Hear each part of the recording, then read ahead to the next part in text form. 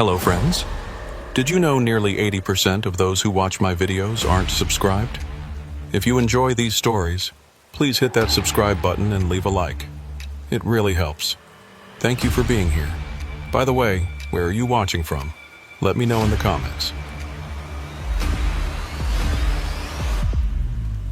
Rowan Kincaid had been driving the Dalton Highway for 11 years, and he'd learned to respect the polar night. Not fear it exactly, but respect it the way you'd respect a wild animal that could turn on you if you stopped paying attention. The darkness up here wasn't like darkness anywhere else.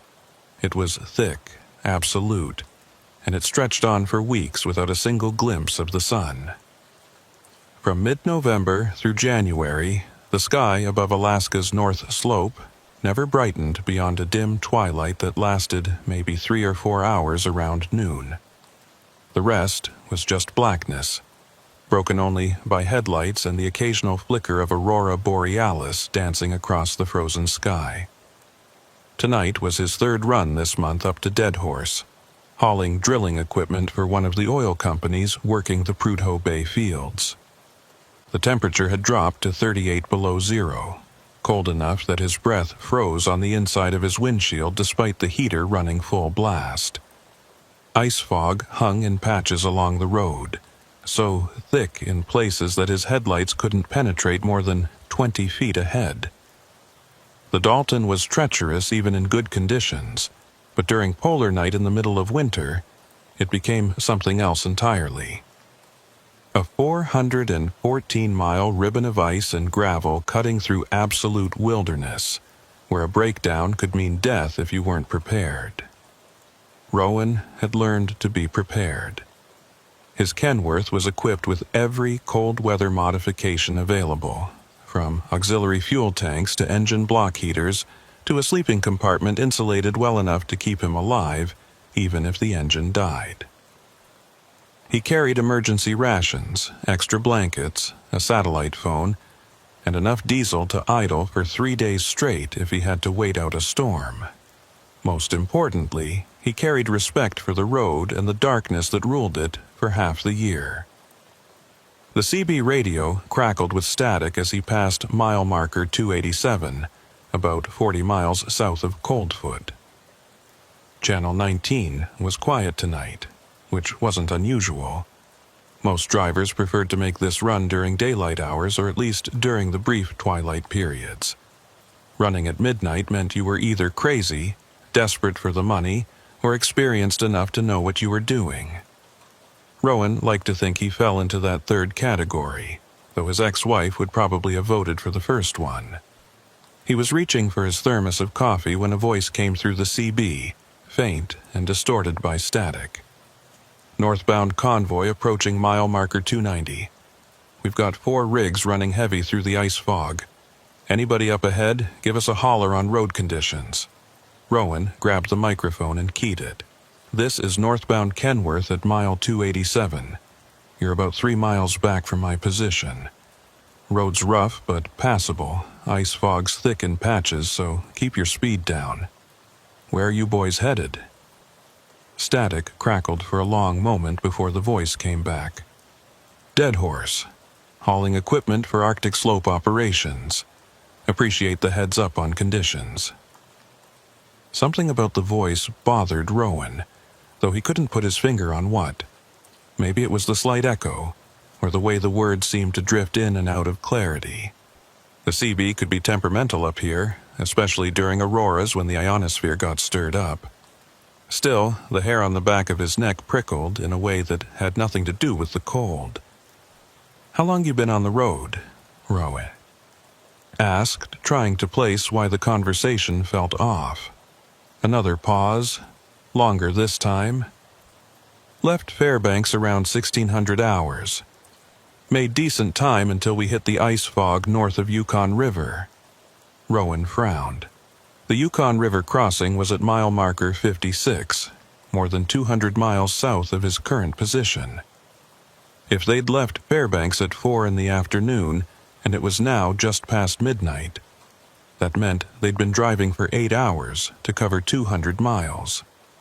That was possible in bad conditions, but it seemed slow, even for a convoy of 4 trucks running through ice fog. "You boys must be crawling along," he said into the microphone. 8 hours from Yukon crossing is rough timing." The static seemed to intensify, and when the voice came back, it sounded farther away. "Conditions have been worse than we expected. The fog's like nothing I've seen in 20 years of running this highway." 20 years. That detail caught Rowan's attention. Anyone who'd been driving the Dalton for 20 years would know this highway inside and out, would know how to time their runs and what to expect during polar night. The voice on the other end didn't sound like a rookie, but something in the way the driver spoke made Rowan uneasy. "What outfit are you running with?" Rowan asked, keeping his tone casual. "Static, then. Northern Freight Services. We're hauling drill components and prefab housing modules. Heavy loads, so we're taking it slow." Northern Freight Services. The name tugged at something in Rowan's memory, but he couldn't quite place it. He'd hauled for most of the major companies working the North Slope over his 11 years, and he knew most of the independent operators by reputation, if not by name. Northern Freight Services sounded familiar, but he couldn't remember seeing any of their trucks at the Dead Horse yards or at any of the truck stops along the route. The miles rolled by beneath his wheels as he climbed higher into the Brooks Range. The road here was a series of long, grinding ascents and nerve-wracking descents, with drop-offs on one side that disappeared into darkness, so complete it felt like driving along the edge of the world. The ice fog came and went in waves, sometimes clearing enough to see 100 yards ahead, sometimes closing in so tight that Rowan had to slow to 15 miles an hour and navigate by memory as much as by sight. His OEB remained silent for the next 20 minutes. He watched his mirrors for signs of the convoy behind him, expecting to see their headlights appear as they closed the distance, but the darkness behind him stayed absolute. Either they were much farther back than the 3 miles they'd been when he first heard from them, or they were running without lights, which would be suicidal on this road. Just past mile marker 300, as he was negotiating a particularly nasty curve with a steep embankment on his right, the CB crackled back to life. "Northbound convoy to any drivers in the area. We're having some trouble. Engine problems on one of our rigs. We're pulled over at mile marker 294 if anybody's in position to assist." Rowan checked his GPS. Mile marker 294 was 6 miles behind him. He'd passed it maybe 10 minutes ago, and he hadn't seen any trucks pulled over. Of course, in the ice fog and darkness, it was possible to miss things. He'd known drivers to pass within 20 feet of a parked vehicle without seeing it if the fog was thick enough, and the parked truck's lights were off. But something about this situation was starting to feel very wrong. "Copy that," Rowan said into his microphone. "This is the Kenworth that was at 287. I'm at mile 300 now. What's the nature of your engine trouble?" The response came faster this time, and the voice sounded different. More urgent, almost desperate. "Fuel system's frozen up. We're losing power on rig number 3. Temperature's dropping fast, and we can't keep the engines warm enough to prevent gelling." That made sense. At 38 below, diesel fuel could start to gel if it wasn't properly treated with anti-gel additives. Most experienced drivers knew to use winter blend fuel and additives during polar night, but mistakes happened. Still, for a convoy that supposedly had been running the Dalton for 20 years, it seemed like a rookie error. "You boys treating your fuel?" Rowan asked. "We treated it in Fairbanks, but something's wrong. The cold up here is worse than anything we planned for." Rowan's frown deepened. 38 below wasn't unusual for this stretch of the Dalton in December. Any driver with 20 years of experience would know that and would plan accordingly. The inconsistencies were piling up, and his instincts were screaming at him that something wasn't right. "What's your rig number?" Rowan asked. "And what's the name of your lead driver?" Static filled the silence for a long moment. When the voice came back, it had changed again. This time it sounded hollow, distant, like someone speaking from the bottom of a well. "Lead driver is Einar Holt. Been running this route since before you were born, friend. We just need some help getting this rig started again." Einar Holt. The name hit Rowan like a physical blow. He knew that name. Every driver who'd worked the Dalton for more than a few years knew that name. Einar Holt had been a legend among Alaska truckers, a tough old Norwegian who'd made hundreds of runs up the Dalton back in the early days when the road was even more primitive and dangerous than it was now. Einar Holt had also been dead for 17 years. Rowan knew because he'd been at the memorial service in Fairbanks, had listened to the stories about how Einar's truck had been found at mile marker 294, engine still running. But Einar himself was gone. They'd searched for weeks, but they never found his body. The official conclusion was that he'd gotten out to check something in the darkness and fog, become disoriented and wandered off into the wilderness to freeze to death. It happened sometimes up here, even to experienced drivers who should have known better. Rowan's hand was shaking as he keyed the microphone. Einar Holt died in 2006. What kind of sick joke is this? The static intensified until it was almost deafening, and underneath it, Rowan could hear something else. Voices, multiple voices, all talking at once but too distorted to make out individual words. The sound raised goosebumps on his arms despite the layers of clothing he wore against the cold. Then, cutting through the static like a knife, came a woman's voice. Clear, calm, and chillingly matter-of-fact. "They're not joking, Rowan. They don't know they're dead. They've been driving this road for 17 years, making the same run over and over, not understanding why they can never reach Dead Horse, why the darkness never ends, why every night is the same night they disappeared." Rowan nearly drove off the road. He jerked the wheel, feeling his trailer start to slide on the icy surface before he caught it and brought the rig back under control. His heart was hammering against his ribs, and his hands were slick with sweat inside his gloves despite the cold. "Who is this?" he demanded into the microphone. "How do you know my name?" The woman's voice continued, still calm, still clear. "My name is Mara Ellison. I was the dispatcher for Northern Freight Services 17 years ago. I was working the radio the night the convoy disappeared. I've been trying to warn other drivers ever since, but most of them can't hear me.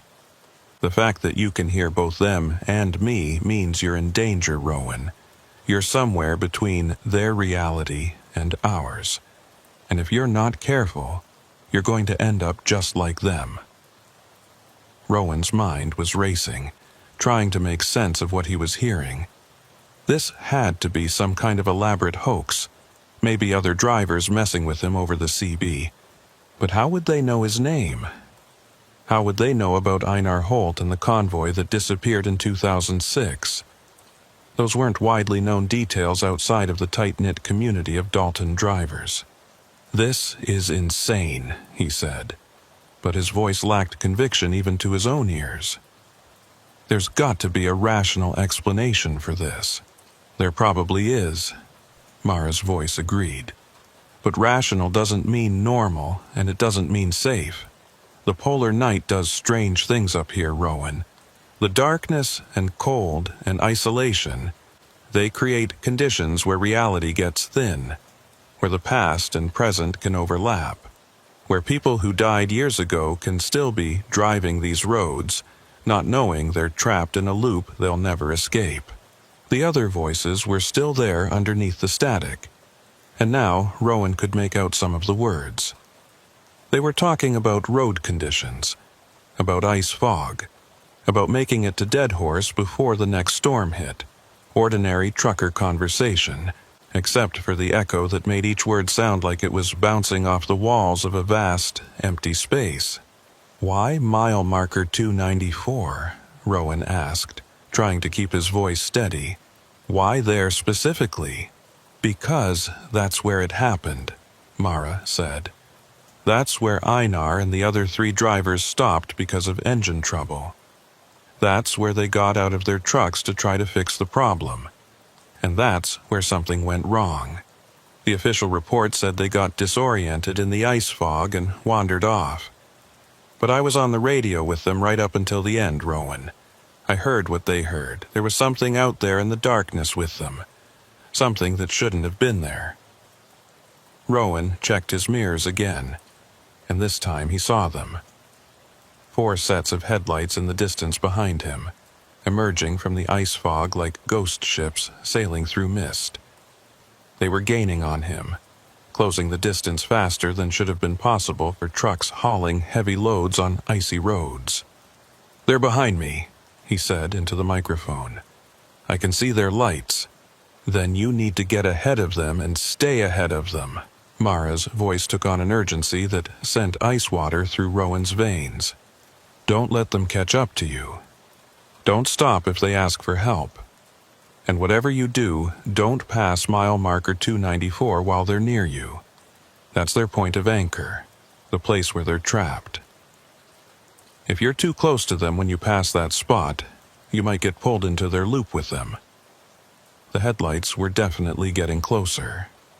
Rowan could see them more clearly now in his mirrors, 4 sets of lights in a convoy formation, just like the voice on the radio had described. He pressed down on the accelerator, pushing his truck faster than was safe on the icy road, but he couldn't seem to increase the distance between himself and the pursuing convoy. "What happened to them?" he asked. "What was out there with them?" Mara's voice crackled with static. "I don't know. All I know is what I heard on the radio that night. Einar was talking about something moving in the fog, something that wasn't showing up on any of their headlights, but they could all see it. He said it looked like a person at first, someone walking along the road, but when they got closer they realized it wasn't human. The shape was wrong, the proportions were off, and then what? And then the screaming started, all 4 of them, all at once. It lasted maybe 10 seconds, and then silence. The trucks were still transmitting. I could hear their engines idling, but there was no one talking. I stayed on the radio all night, calling for them, but there was never any answer. By the time search and rescue reached the location the next morning, the trucks were found exactly where they'd stopped, engines still running, but all 4 drivers were gone. No footprints in the snow, no signs of struggle, nothing. Just empty trucks sitting on an empty road in the middle of nowhere. The convoy was close enough now that Rowan could make out details in his mirrors. The trucks looked old, older than they should have been. The headlights were the wrong style, the kind that hadn't been manufactured in 15 years. And there was something off about the way they moved, as if they weren't quite touching the road, as if they were gliding along just slightly above the icy surface. Rowan's GPS showed he was approaching mile marker 292, 2 miles from the anchor point where the original convoy had disappeared. The pursuing trucks were now less than a quarter mile behind him, and no matter how fast he pushed his rig, he couldn't seem to open up the distance between them. "I can't outrun them," he said into the microphone. "They're too close, and they're moving too fast." "Then you need to break the pattern," Mara's voice said. "They're locked into their route, repeating the same drive they made 17 years ago. If you do something they didn't do, something unexpected, you might be able to get out of sync with them." "Like what?" "I don't know. Stop before you reach 294. Turn around. Take one of the side access roads. Anything that breaks the pattern of driving straight through to where they disappeared." Mile marker 293 flashed past Rowan's window. 1 mile to go, and the convoy was now close enough that he could see details through the ice fog. The lead truck was a Peterbilt, older model with chrome stacks and a paint scheme that hadn't been popular since the early 2000s. Behind it were 3 more trucks, all of them with that same ghostly, not quite real quality that made Rowan's eyes hurt when he tried to focus on them directly. There was a pullout ahead on the right side of the road, a small gravel area where trucks could stop to check their loads or wait out bad weather. Rowan made a split-second decision. He hit his brakes, feeling the anti-lock system pulse as the wheels fought for traction on the ice, and swung his truck toward the pullout. The rig slid sideways for a heart-stopping moment before the tires caught, and he managed to get the truck stopped in the gravel clearing. Behind him, the convoy kept coming. They didn't slow down, didn't deviate from their path. They simply continued past his position, their headlights cutting through the fog and darkness as they drove toward mile marker 294. Rowan watched them go, counting the seconds, waiting for them to disappear into the distance. But they didn't disappear. Instead, as they reached the area where mile marker 294 should have been, the trucks began to fade. Not all at once, but gradually, like someone was slowly turning down their brightness and solidity. Within 30 seconds, they were gone completely, leaving nothing but darkness and swirling ice fog where they had been. Rowan sat in his idling truck, hands gripping the steering wheel so tightly his knuckles ached, trying to process what he'd just witnessed. His rational mind insisted there had to be an explanation. Reflections, maybe. Heat mirages, though that seemed impossible in 38 below zero weather. Some kind of atmospheric phenomenon unique to polar night conditions. But he knew what he'd seen. And more importantly, he knew what he'd heard on the CB radio. "Mara," he said into the microphone, "are you still there?" Static answered him. Nothing more. He tried several different channels, but all of them were silent except for the hiss and crackle of empty airwaves. Whatever window had opened between his reality and that frozen moment from 17 years ago had apparently closed again. Rowan sat there for another 10 minutes, waiting for his heart rate to return to normal and his hands to stop shaking. The temperature in his cab had dropped despite the heater, and he realized he was soaked with sweat that was now freezing in the frigid air. He cranked the heat up higher and took several long swigs from his thermos of coffee, trying to warm himself from the inside. Eventually, he knew he had to make a decision. He could turn around and head back south, abandon this load and this run, and never drive the Dalton Highway again. Or he could continue north to Deadhorse, complete his delivery, and try to convince himself that what he'd just experienced was some kind of hallucination brought on by exhaustion and the psychological stress of driving through polar night darkness. In the end, it was professionalism that made the decision for him. He had a contract to fulfill, a load to deliver, and a reputation to maintain. More than that, he had 11 years of experience on this highway that told him the only thing more dangerous than completing the run was turning around and trying to drive it in reverse through the darkness and ice fog. He put his truck in gear and pulled back onto the highway, heading north. As he passed the area where mile marker 294 should have been, he kept his eyes straight ahead and his speed steady.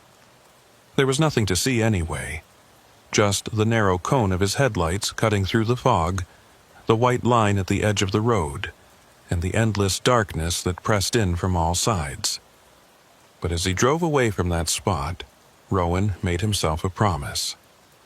Tomorrow, when he reached Deadhorse and had access to reliable internet, he was going to research Northern Freight Services and the convoy that disappeared in 2006. He was going to find out everything he could about Einar Holt and the other 3 drivers who had vanished into the polar night. And he was going to try to figure out what Mara Ellison had been trying to tell him about the thinness of reality during the long darkness. Because one thing was certain. What had just happened wasn't over. The convoy was still out there, still driving their endless loop through the frozen darkness, still searching for a destination they would never reach.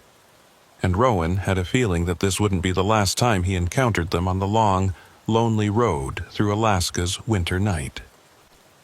The miles ahead stretched out into blackness, and somewhere in that darkness, 4 ghost trucks were still driving, still calling out on the CB radio, still looking for help that would never come. Rowan pressed the accelerator and drove on, counting the mile markers as they appeared and disappeared in his headlights, each one taking him farther from the haunted stretch of highway, but never quite far enough to forget what he had seen and heard. Behind him, lost in the ice fog and polar darkness, mile marker 294 stood silent and empty, waiting for the next driver who might be unlucky enough to hear voices from the past calling out on Channel 19, asking for help, not knowing they were 17 years too late to be saved. Rowan didn't stop again until he reached the truck yard at Coldfoot, 43 miles north of where he'd encountered the ghost convoy. The small settlement was little more than a truck stop, a few buildings, and a fuel station, but it represented civilization in a landscape that had none. He pulled into the lot at 3 a.m, his hands still trembling slightly on the steering wheel, and sat in his idling cab trying to decide what to do next. The smart thing would be to fuel up, grab some coffee, and continue north to Deadhorse. Finish the job, collect his pay, and put this night behind him. But the researcher in him, the part that had always been curious about the stories and legends that accumulated around remote highways, wouldn't let it go. He needed to know more about what had happened at mile marker 294 17 years ago. The truck stop was nearly empty at this hour. Just 2 other rigs parked in the lot, their engines idling to keep the cabs warm in the brutal cold. Rowan topped off his fuel tanks and headed inside, grateful for the blast of overheated air that hit him when he opened the door. The interior was what you'd expect from a Coldfoot truck stop. Worn linoleum floors, fluorescent lights that hummed and flickered, a coffee station that looked like it had been there since the highway was built, and a small restaurant area with red vinyl booths. Behind the counter stood a woman in her 60s, gray hair pulled back in a practical ponytail, wearing a fleece jacket over her uniform. She looked up as Rowan entered, and something in her expression suggested she'd been expecting him, though that was impossible. "Coffee's fresh," she said, gesturing toward the station. "Made it 20 minutes ago when I heard trucks coming up from the south."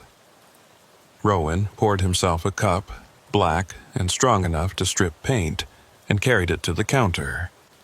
The woman was watching him with an intensity that made him uncomfortable, as if she could see the traces of what he'd just experienced written on his face.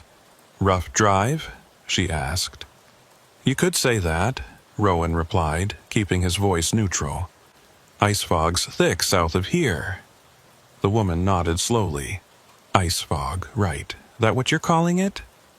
Rowan felt his stomach tighten. "What else would I call it?" She leaned forward slightly, lowering her voice even though they were the only people in the building besides a trucker asleep in one of the booths. "Son, I've been working this truck stop for 32 years. I've seen every kind of weather and road condition you can imagine. But I've also seen the look you've got on your face right now. That's not the look of someone who just drove through some fog. That's the look of someone who saw something they can't explain." Rowan took a long drink of his coffee, buying time to think. Part of him wanted to unload the whole story on her, to tell someone what had happened, and see if they believed him. But another part, the cautious part that had kept him alive through 11 years of dangerous driving, warned him to keep his mouth shut. The woman made the decision for him. "You passed mile marker 294 tonight, didn't you? Around midnight, maybe a little after?" The coffee cup froze halfway to Rowan's lips. "How did you know that?" "Because you're not the first driver to come through here with that look on their face. And you won't be the last." She glanced toward the sleeping trucker in the booth, making sure he was still out, then continued in an even lower voice. Every few months, maybe 3 or 4 times a year, someone drives through here in the middle of the night looking like they've seen a ghost. And when I ask them about it, when I really push them, they all tell me the same story. They heard voices on the CB, they saw lights behind them that shouldn't have been there. And they encountered something at or near mile marker 294 that they can't explain. Rowan set his cup down carefully on the counter. Did any of them mention Einar Holt? The woman's expression shifted, and for a moment something that looked like grief passed across her features. Most of them did. Einar was my brother-in-law, married to my sister for 23 years before he disappeared. She never recovered from losing him like that, not knowing what happened, not having a body to bury. She passed away 6 years ago, still wondering where he'd gone. "I'm sorry," Rowan said, and meant it. The voice on my CB tonight said it was Einar, said he'd been running this route for years. I thought someone was messing with me until they mentioned Northern Freight Services. The woman's eyes widened slightly. That's the detail that most of them don't know. Northern Freight Services went out of business 15 years ago, not long after Einar and the others disappeared. There's no reason anyone would know that name unless they were involved with the company or they actually heard it from someone who was. There was another voice, Rowan continued, his words coming faster now that he'd started. A woman named Mara Ellison. She said she was the dispatcher that night. She warned me not to let the convoy catch up to me, not to be near mile marker 294 when they reached it. The woman straightened up, her hand going to her throat. Mara. God, I haven't heard that name in years. She worked dispatch for Northern Freight, handled all their radio communications. After the convoy disappeared, she quit the industry entirely. Couldn't handle being on the radio anymore, knowing the last voices she'd heard were those drivers calling for help. "Is she still alive?" Rowan asked. "Still in Alaska?" "Far as I know, she moved down to Fairbanks about 10 years ago. Runs a small repair shop near the airport, but she doesn't talk about what happened that night. I tried to get her to tell me once, for my sister's sake, but she shut down completely, said there were some things that were better left in the darkness where they belonged." Rowan pulled out his phone and made a note of the name and location. He'd be passing through Fairbanks on his way back south. Maybe if he could talk to Mara in person, he could get some answers about what had really happened at mile marker 294 and why it seemed to be happening again. "What do you think is out there?" he asked the woman. "What do you think happened to your brother-in-law?" She was quiet for a long moment, staring past Rowan toward the windows that looked out on the frozen darkness. "I think the polar night does something to this place. The darkness isn't natural, you know. Not darkness that lasts for months at a time. Human beings aren't meant to live in that. We're not meant to drive through it. And I think sometimes, when the conditions are just right and the darkness is at its deepest, reality gets thin up here. Things that should stay separate start to overlap. The past bleeds into the present. The dead don't always stay buried." "That sounds like superstition," Rowan said, but his voice lacked conviction. "Does it?" The woman met his eyes. "You tell me what you saw tonight and then tell me it's superstition. You heard voices on your radio that shouldn't be there. You saw trucks that disappeared 17 years ago. You talked to a woman who quit the industry a decade ago and moved away from this highway. That sound like superstition to you, or does it sound like something else?" Rowan didn't have an answer for that. He finished his coffee in silence, paid for his fuel, and headed back out into the cold. As he was opening his truck door, the woman called out to him from the doorway of the truck stop. "Hey, one more thing." He turned back to face her. "If you do manage to track down Mara Ellison, if she actually agrees to talk to you about that night, you tell her something for me. Tell her that Sarah Kincaid says it wasn't her fault. Tell her that my sister never blamed her for what happened, and neither do I. Sometimes things happen in this darkness that are beyond anyone's control. Kincaid, Rowan repeated. Any relation to, "You're a Kincaid with an E," the woman said. "I'm a Kincaid with an I.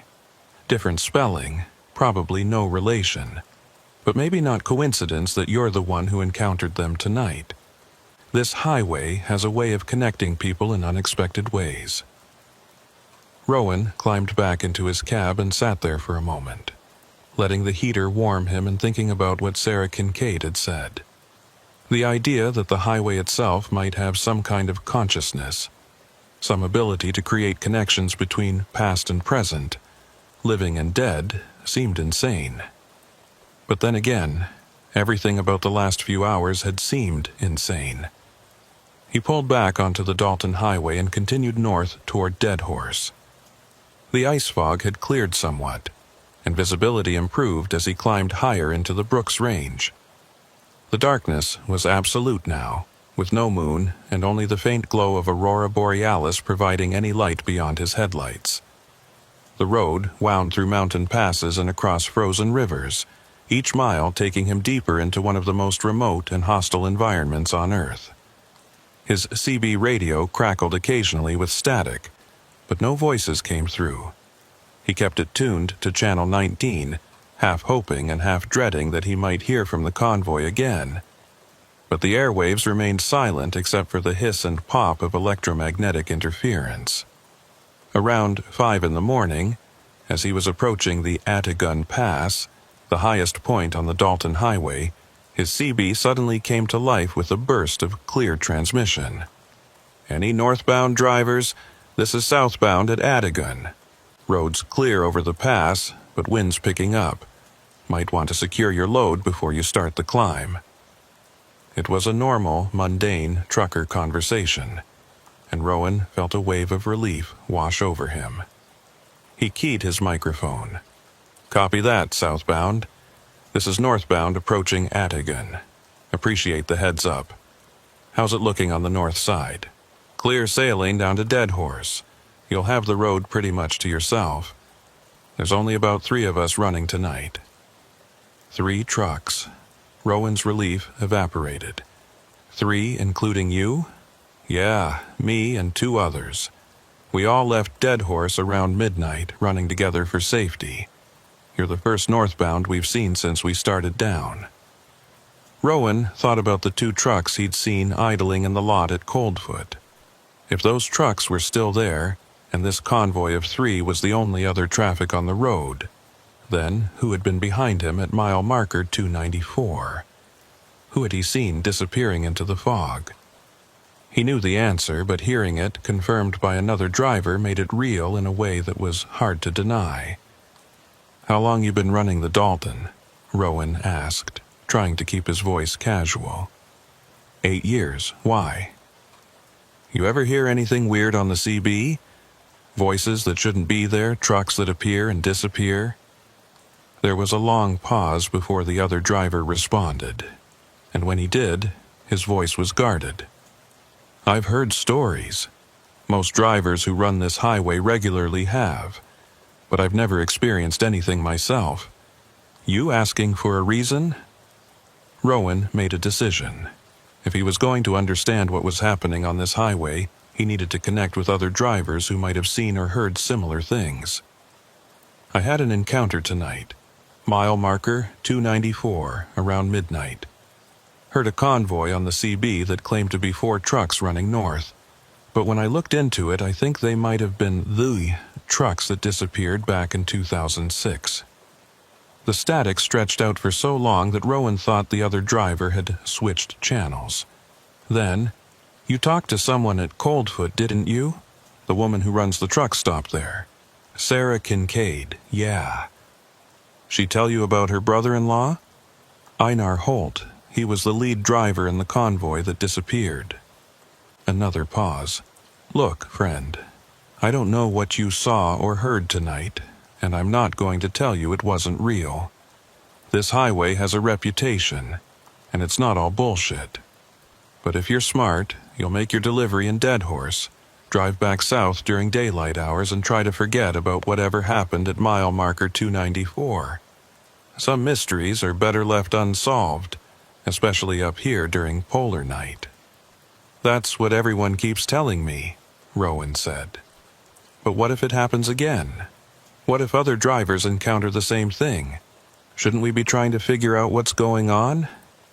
And what would you do if you figured it out? You think you can rescue 4 drivers who've been missing for 17 years? You think you can change whatever happened to them? All you'll do is drive yourself crazy, trying to make sense of something that doesn't fit into any rational framework. The other driver had a point, but Rowan couldn't let it go. There was a dispatcher named Mara Ellison. She was on the radio with them when they disappeared. She's living in Fairbanks now. I'm going to try to talk to her when I head back south. Good luck with that. I heard she won't talk about it with anyone. Maybe she will if I tell her I heard the same things she heard. Maybe she needs to know she's not the only one who experienced it. The southbound driver sighed. You're going to do what you're going to do. But I'll tell you this. Every driver who gets too curious about the strange things that happen on this highway ends up one of 2 ways. Either they quit driving it entirely, or they become part of the stories themselves. You think about which one of those you want to be. The transmission ended, and the CB fell silent again. Rowan crested Adigun Pass and began the long descent toward the north slope. Below him, stretching out to the horizon, was a vast plain of darkness broken only by the occasional lights of oil facilities. Deadhorse was still 80 miles away, but he could already see the glow of the industrial complex on the northern horizon. He thought about what the southbound driver had said, about mysteries being better left unsolved, about the danger of getting too curious.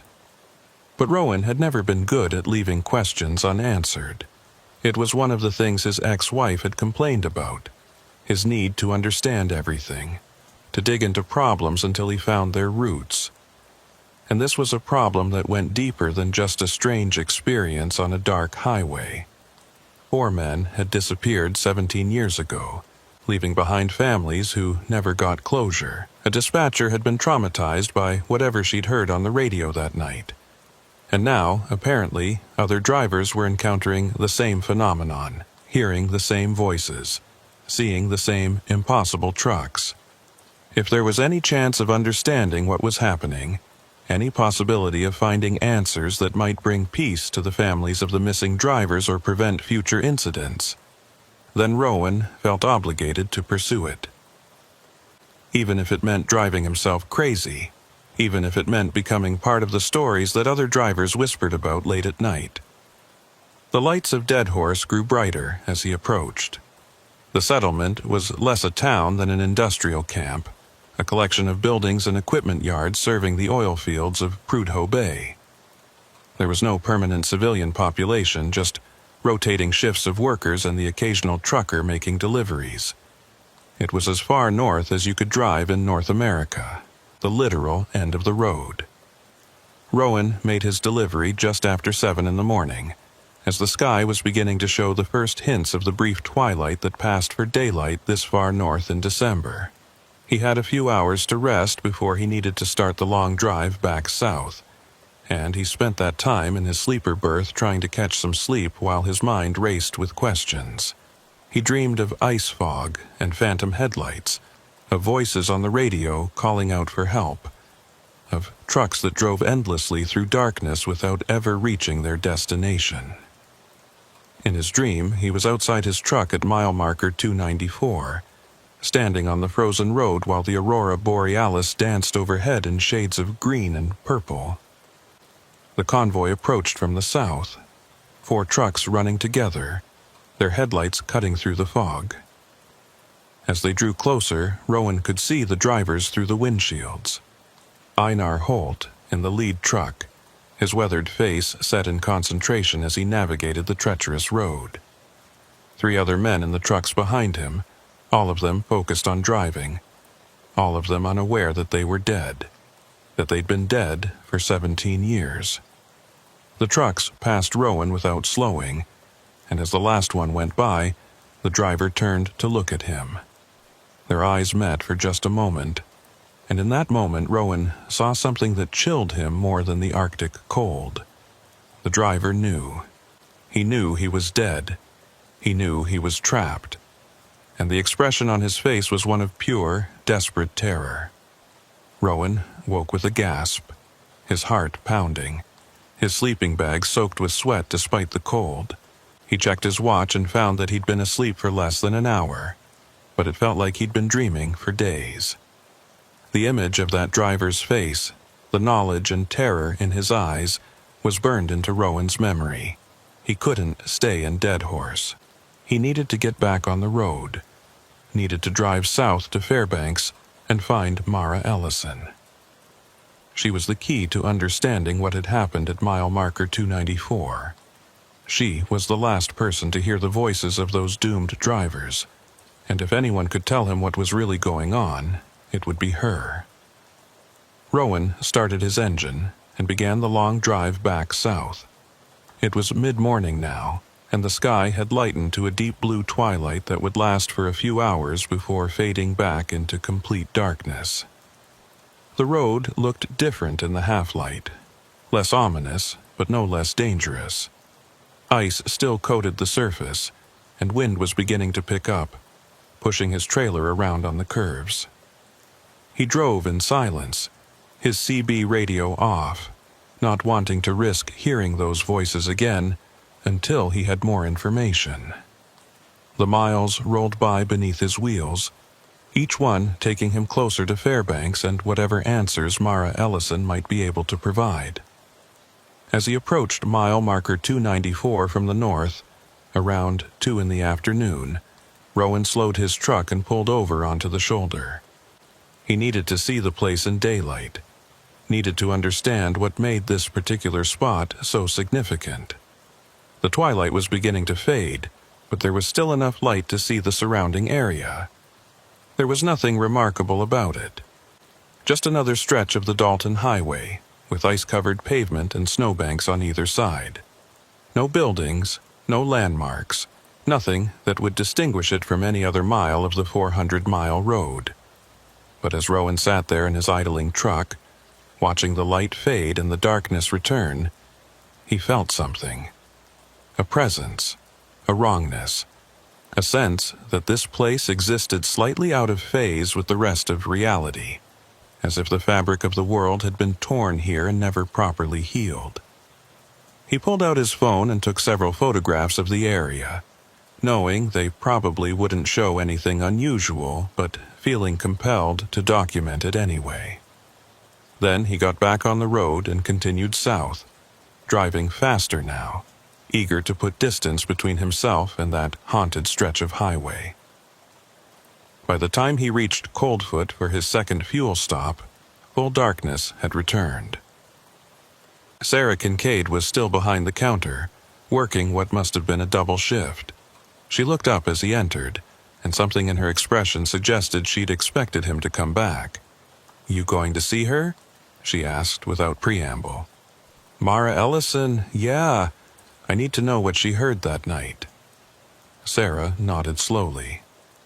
"When you talk to her, you be gentle. What happened broke something in her. She's put her life back together since then, but it's a fragile thing. Don't go digging up the past unless you're prepared to deal with what you find."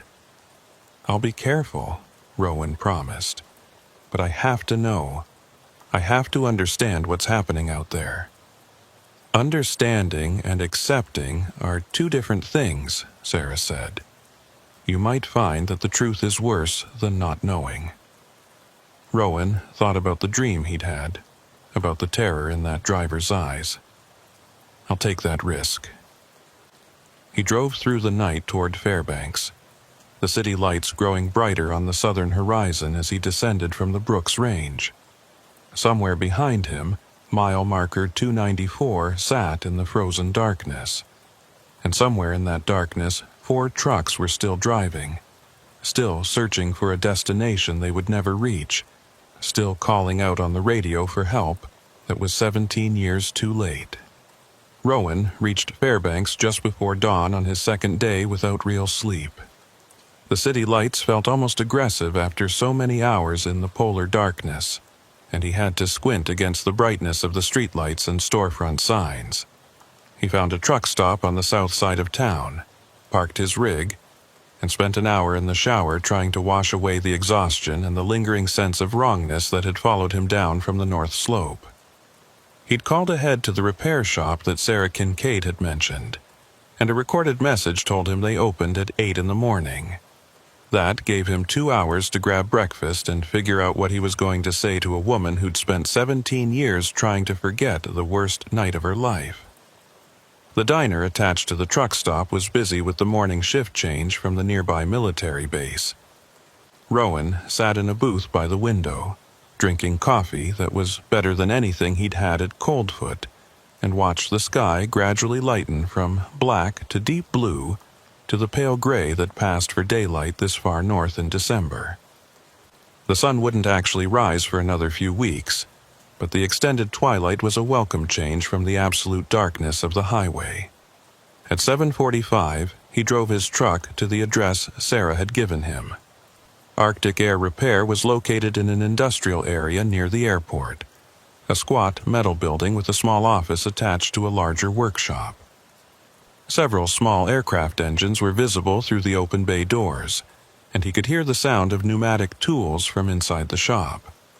The office was warm and cluttered with parts catalogs and maintenance logs. Behind the counter stood a woman in her late 50s, wearing coveralls and safety glasses pushed up on her forehead. She had short gray hair and the kind of weathered face that came from years of Alaska living. When she looked up at Rowan, her eyes were sharp and assessing. "Help you with something?" she asked. Her voice was polite but guarded, the tone of someone who'd learned to be cautious with strangers. "Are you Mara Ellison?" Her expression shifted almost imperceptibly, a slight tightening around her eyes that told Rowan she was already preparing to shut down whatever conversation he was about to start. "Depends on who's asking and why." Rowan took a breath. "My name is Rowan Kincaid. I'm a trucker. I drive the Dalton Highway regularly, hauling loads up to Dead Horse. 2 nights ago, I had an experience at mile marker 294 that I can't explain, and Sarah Kincaid suggested I talk to you about it." Mara's face went pale. She set down the wrench she'd been holding and gripped the counter with both hands. "Sarah sent you here?" "She said you were the dispatcher for Northern Freight Services back in 2006. She said you were on the radio with Einar Holt and the other drivers the night they disappeared." "I don't talk about that," Mara said, but her voice had lost its strength.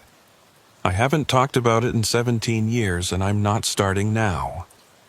"I heard you on the CB radio," Rowan said quickly, before she could shut him down completely.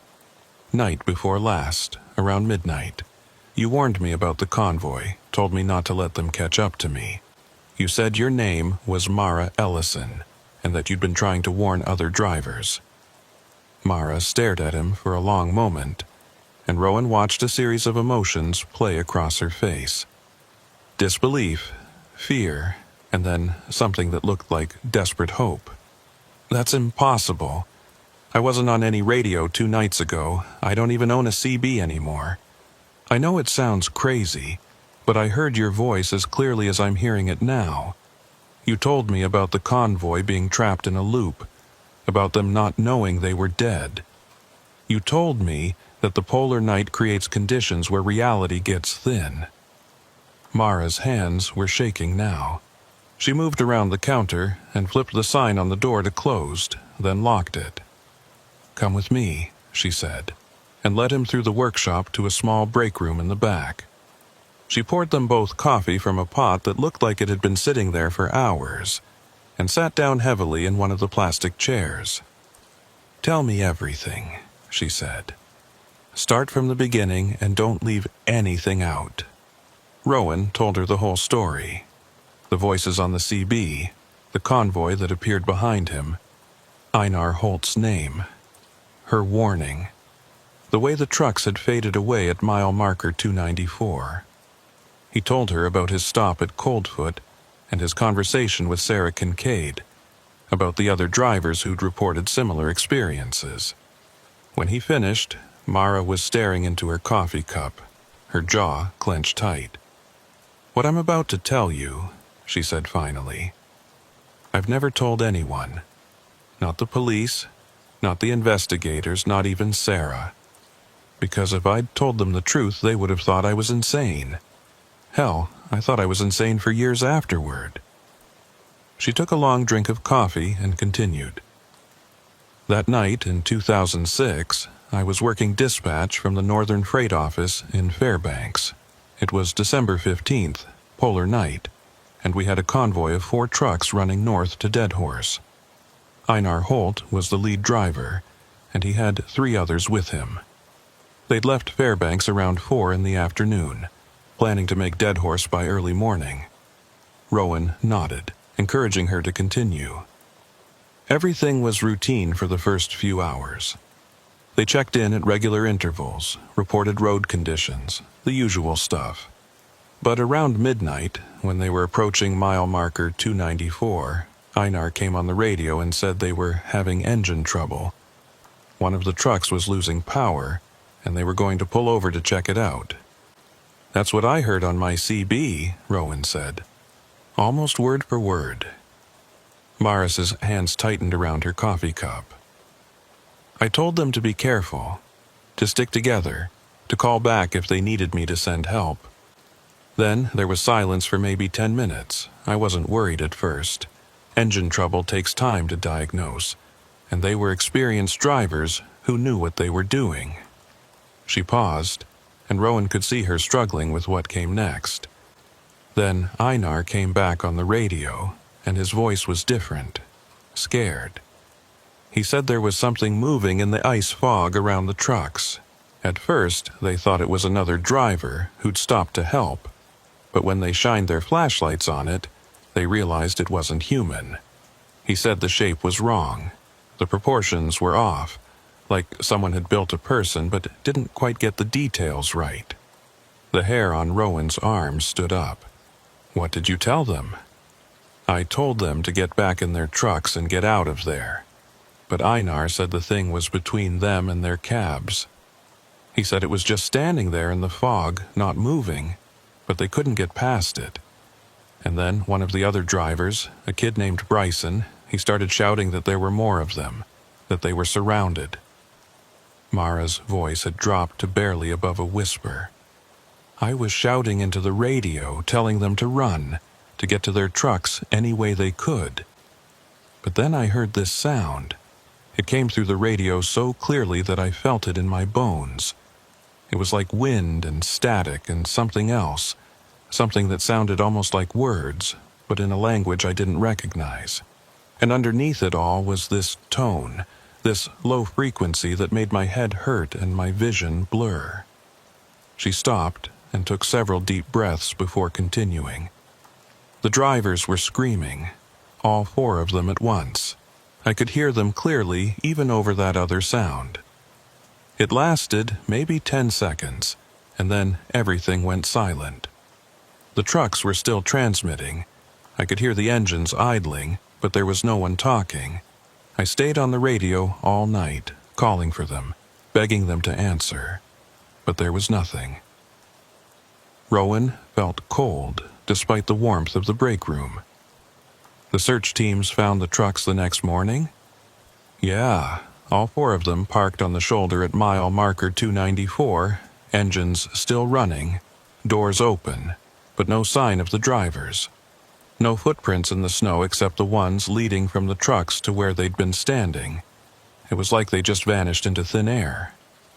Mara looked up at Rowan with haunted eyes. "But that's not the strangest part." "What's the strangest part?"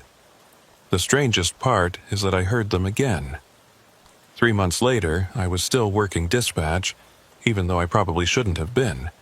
It was around 3 in the morning, and I was monitoring the radio out of habit more than anything else. And then I heard Einar's voice, clear as day, saying they were approaching mile marker 290 with 4 rigs running heavy through the ice fog. Rowan's stomach dropped. The same transmission you heard the first night. Not exactly the same, but close enough. It was like he was making the same run, having the same conversation, heading toward the same destination. I tried to respond, tried to warn him about what was going to happen, but he couldn't hear me.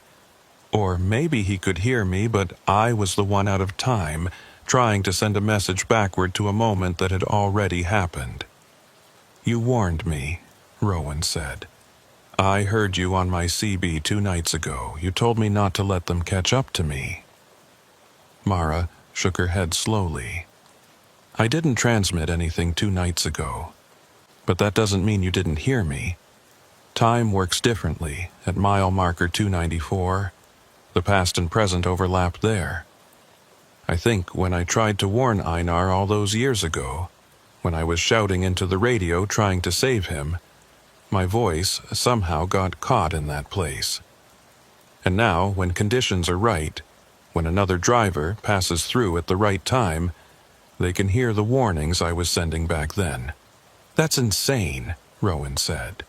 But he was thinking about the dream he'd had in Dead Horse, about the driver who'd looked at him with knowing terror in his eyes. "But it's the only explanation that fits what I experienced." "I've thought about it for 17 years, Mara said. Tried to make sense of it using every framework I could think of.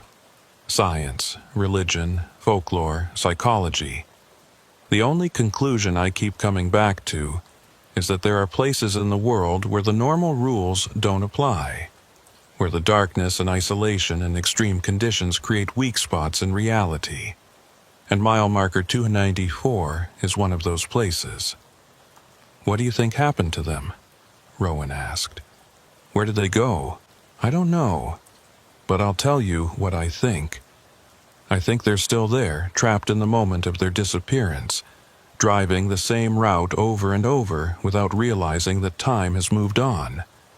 I think they're caught in a loop that they can't break free from, and everyone they try to contact, everyone who hears them on the radio, exists in a future they can't reach."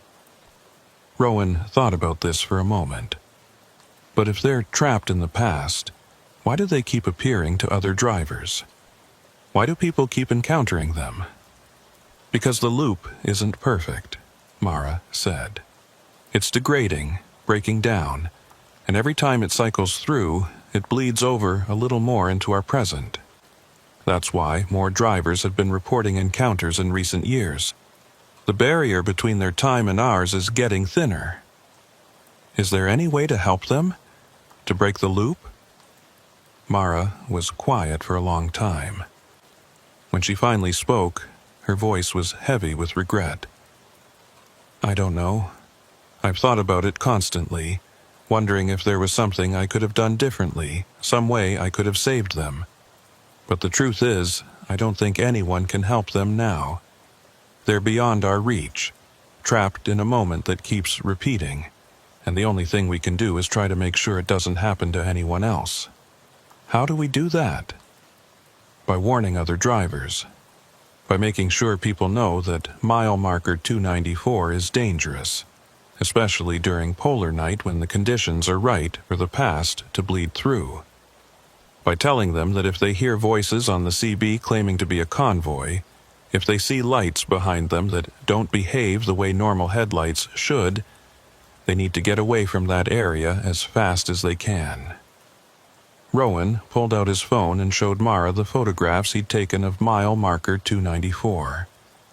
"Does anything about this location look significant to you? Any reason why it would be a weak spot?" Mara studied the photographs carefully. "I've been to that spot a dozen times over the years, trying to understand what makes it different. There's nothing obvious. No ancient burial grounds, no history of accidents or deaths before 2006. It's just another mile of highway through the Brooks Range. But you think the polar night has something to do with it?" "I think the polar night creates the conditions, but there has to be something else. Some combination of factors that only comes together in that specific location at that specific time. The darkness, the cold, the isolation, the magnetic fields from the aurora, something in the geology of the area. All of it working together to create a place where reality is thinner than it should be. She handed the phone back to Rowan. You know what the worst part is? Knowing that Einar and the others might still be conscious in there. They might be aware that they're trapped, aware that they keep making the same drive over and over, but unable to break free or to understand what's happened to them. That's the nightmare that keeps me awake at night. Rowan thought about his dream again, about the terror in that driver's eyes. I think you're right. I think they know. Then we have to make sure no one else gets trapped with them, Mara said firmly. That's the only thing we can do for them now. Make sure their fate doesn't become someone else's reality. They talked for another hour, comparing notes on what Rowan had experienced and what Mara had heard that night in 2006. The details matched too closely to be coincidence, and by the end of the conversation, both of them were convinced that something genuinely inexplicable was happening at mile marker 294. As Rowan was getting ready to leave, Mara stopped him at the door. One more thing. If you keep driving the Dalton, if you pass through that area again during polar night, be careful. The fact that you heard both the convoy and my warning means you're sensitive to whatever's happening there. That makes you more vulnerable than other drivers. You might be able to hear things they can't, see things they miss, and that means you're at greater risk of getting pulled into the loop. I'll be careful, Rowan promised. But I can't just avoid that stretch of highway. It's part of my route, part of my job. Then make sure you never stop there. Never pull over between mile markers 290 and 295. And if you hear voices on the CB that sound like they might be the convoy, switch channels immediately. Don't engage with them. Don't try to help them. Just get as far away as possible. Rowan nodded and headed back to his truck. The sun still hadn't risen, and wouldn't rise for weeks yet, but the sky had lightened to a pale twilight that made the world feel slightly less oppressive. He sat in his cab for a few minutes, processing everything Mara had told him, and tried to decide what to do next. He could take Mara's advice and avoid mile marker 294 during polar night. He could change his route, refuse loads that required him to drive the Dalton in December and January. It would hurt his income, but it would keep him safe from whatever was trapped at that location. Or he could keep driving, keep passing through that haunted stretch of highway, and hope that he never encountered the convoy again. In the end, the decision was made for him. His dispatcher called with another load heading north to Deadhorse, pickup that afternoon, delivery in 2 days. It was good money, and Rowan needed good money. More than that, he felt a strange obligation to keep driving that road, to bear witness to what had happened to Einar Holt and the others, to make sure their story didn't fade into forgotten legend. He accepted the load and started the long drive back down to the warehouse district to pick up his trailer. As he drove through Fairbanks, he thought about what Mara had said about reality being thin in certain places during polar night. He thought about the convoy trapped in their endless loop, and about his own vulnerability to whatever forces were at work at mile marker 294. But mostly he thought about the responsibility that came with knowledge.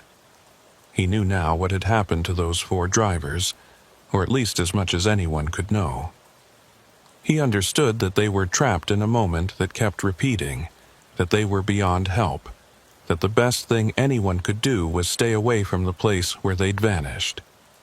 And yet, he couldn't shake the feeling that there was more to the story, that somewhere in the details of what had happened that night in 2006, there was a key to understanding not just how the drivers had disappeared, but why.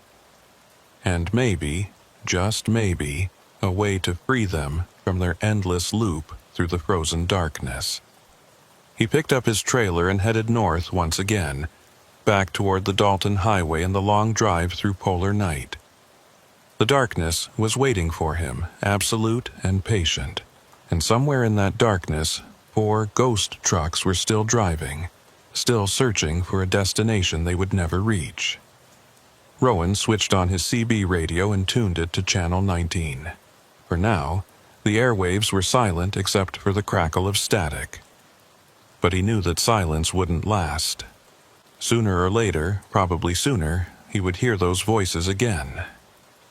The convoy calling out for help across a gap of 17 years, and Mara's warning trying to reach him from the past. He just had to make sure that when he heard them, he was strong enough to resist the pull of that haunted place. Strong enough to keep driving, to stay in his own time, to avoid becoming another voice calling out from the darkness for help that would never come. The road stretched out ahead of him, disappearing into the twilight, and Rowan pressed down on the accelerator. There were miles to cover before darkness fell completely, and he wanted to be as far north as possible before the polar night swallowed the highway once again, before he had to drive past mile marker 294 and face whatever was waiting for him there in the frozen dark. The second time Rowan drove north through mile marker 294, it was 3 days after his conversation with Mara Ellison. The polar night had deepened, if that was even possible, and the temperature had dropped to 42 below zero. Ice fog hung thick across the Brooks Range, reducing visibility to almost nothing for long stretches of highway. It was the kind of night when smart drivers stayed in Fairbanks and waited for better conditions. Rowan kept his CB radio on, but switched between channels randomly, never staying on any frequency long enough for voices from the past to find him. He'd debated turning it off completely, but that seemed more dangerous than the alternative. If he broke down or encountered trouble, the CB was his only reliable lifeline to other drivers who might be able to help. He reached mile marker 290 around 11 at night. His hands tightened on the steering wheel as he checked his mirrors for any sign of headlights behind him. The road was empty, nothing but darkness and swirling ice fog. He increased his speed slightly, wanting to get through the danger zone as quickly as possible without losing control on the icy surface. Mile marker 291 passed. Then 292. His heart was hammering against his ribs, and he realized he was holding his breath. The cab felt too warm suddenly, despite the Arctic cold pressing against the windows. Sweat trickled down his back underneath his layers of clothing. At mile marker 293, his CB crackled to life. Northbound convoy, approaching mile marker 290. It was Einar Holt's voice, the same transmission Rowan had heard on his first encounter. But this time he didn't respond. He reached for the CB and switched it off completely, cutting the voice off mid-sentence. The sudden silence in the cab was almost worse than the static. Mile marker 294 appeared in his headlights. Rowan kept his foot steady on the accelerator, his eyes fixed on the road ahead, refusing to look in his mirrors. He could feel something, though, a presence pressing against the back of his truck, a weight that had nothing to do with the cargo in his trailer. The temperature inside the cab dropped suddenly, and his breath came out in white clouds despite the heater running at full blast. Then he was past it. Mile marker 295 flashed by, and the oppressive feeling lifted as abruptly as it had arrived. The temperature in the cab returned to normal, and Rowan let out a breath he hadn't realized he'd been holding. He'd made it through. He'd resisted the pull of that haunted place and stayed in his own time. But the relief lasted only a few seconds. In his mirror, he saw them. 4 sets of headlights much closer than they should have been. The convoy had somehow caught up to him despite his speed, despite the fact that they shouldn't exist in his present moment at all. They were maintaining a steady distance of maybe a quarter mile behind him, matching his speed exactly, following him north into the darkness. Rowan's first instinct was to accelerate, to try to outrun them. But something stopped him. Maybe it was curiosity, or maybe it was the same sense of obligation that had brought him back to this highway in the first place. Instead of speeding up, he maintained his current pace and watched the ghost trucks in his mirrors. They stayed with him for the next 40 miles, never getting closer, never falling back. Just 4 sets of headlights maintaining perfect formation, driving through the polar night toward a destination they would never reach. Rowan found himself thinking about the drivers trapped in those trucks. Einar Holt and the 3 others whose names he'd never learned. Were they aware of him? Did they know they were following a living driver through the darkness? Or were they too lost in their own loop to notice anything outside of it? Around mile marker 35, the convoy began to fade. The headlights grew dimmer, less substantial, until they looked more like reflections on ice than actual lights. By mile marker 340, they were gone completely, leaving Rowan alone on the highway once again.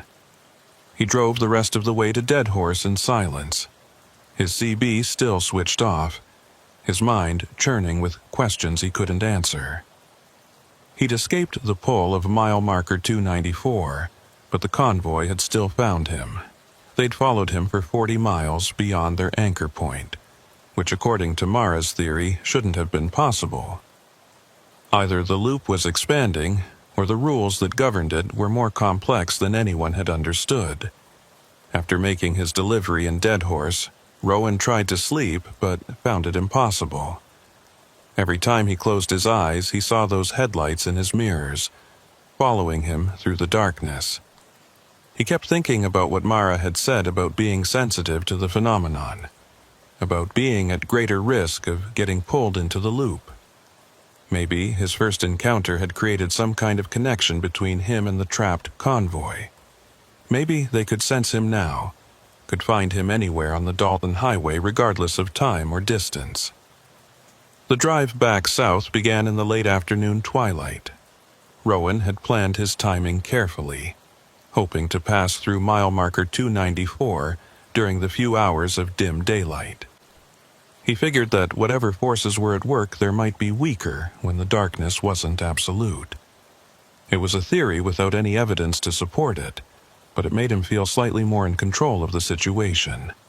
As he approached the Brooks Range from the north, he noticed something strange about the sky. The aurora borealis was visible even in the twilight, which was unusual.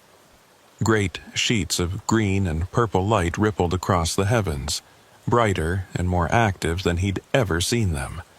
The radio in his truck picked up heavy static from the electromagnetic interference, and his GPS flickered in and out of signal. Mile marker 295 came into view around 4 in the afternoon. The twilight was already beginning to fade, darkness creeping back across the landscape like a tide. Rowan kept his speed steady and his eyes on the road. He'd decided to keep his CB radio off for this passage, not wanting to risk hearing anything that might distract him or pull him into engagement with the convoy. But as he passed mile marker 294, heading south this time, something happened that no amount of preparation could have prevented. His truck died. Not the engine sputtering or failing gradually, but a complete and instantaneous shutdown. The engine cut out, the lights went dark, the heater stopped blowing. Even his dashboard instruments went dead. The truck coasted to a stop right at mile marker 294, momentum carrying it onto the shoulder before the wheels locked up on the icy surface. Rowan sat in the sudden silence and darkness, his breath coming in short gasps. This wasn't mechanical failure. This was something else. Something that had reached out from that haunted place and dragged him to a stop at the exact location where 4 drivers had disappeared 17 years ago. He tried the ignition. Nothing. Tried his phone. Dead. Tried his emergency flashlight. The batteries were fresh, but it wouldn't turn on. Every piece of electrical equipment in his truck had been drained of power simultaneously. Outside, the twilight had faded to full darkness. The aurora borealis danced overhead, casting strange shadows across the ice fog that swirled around his truck. Rowan stared through his windshield at the darkness beyond his hood and tried to fight down the panic rising in his chest. He couldn't stay in the truck. Without the engine running, without the heater, the temperature in the cab would drop to lethal levels within an hour. But the alternative was getting out and trying to fix the problem in 40 below zero weather, in the dark, at the exact spot where 4 other drivers had vanished.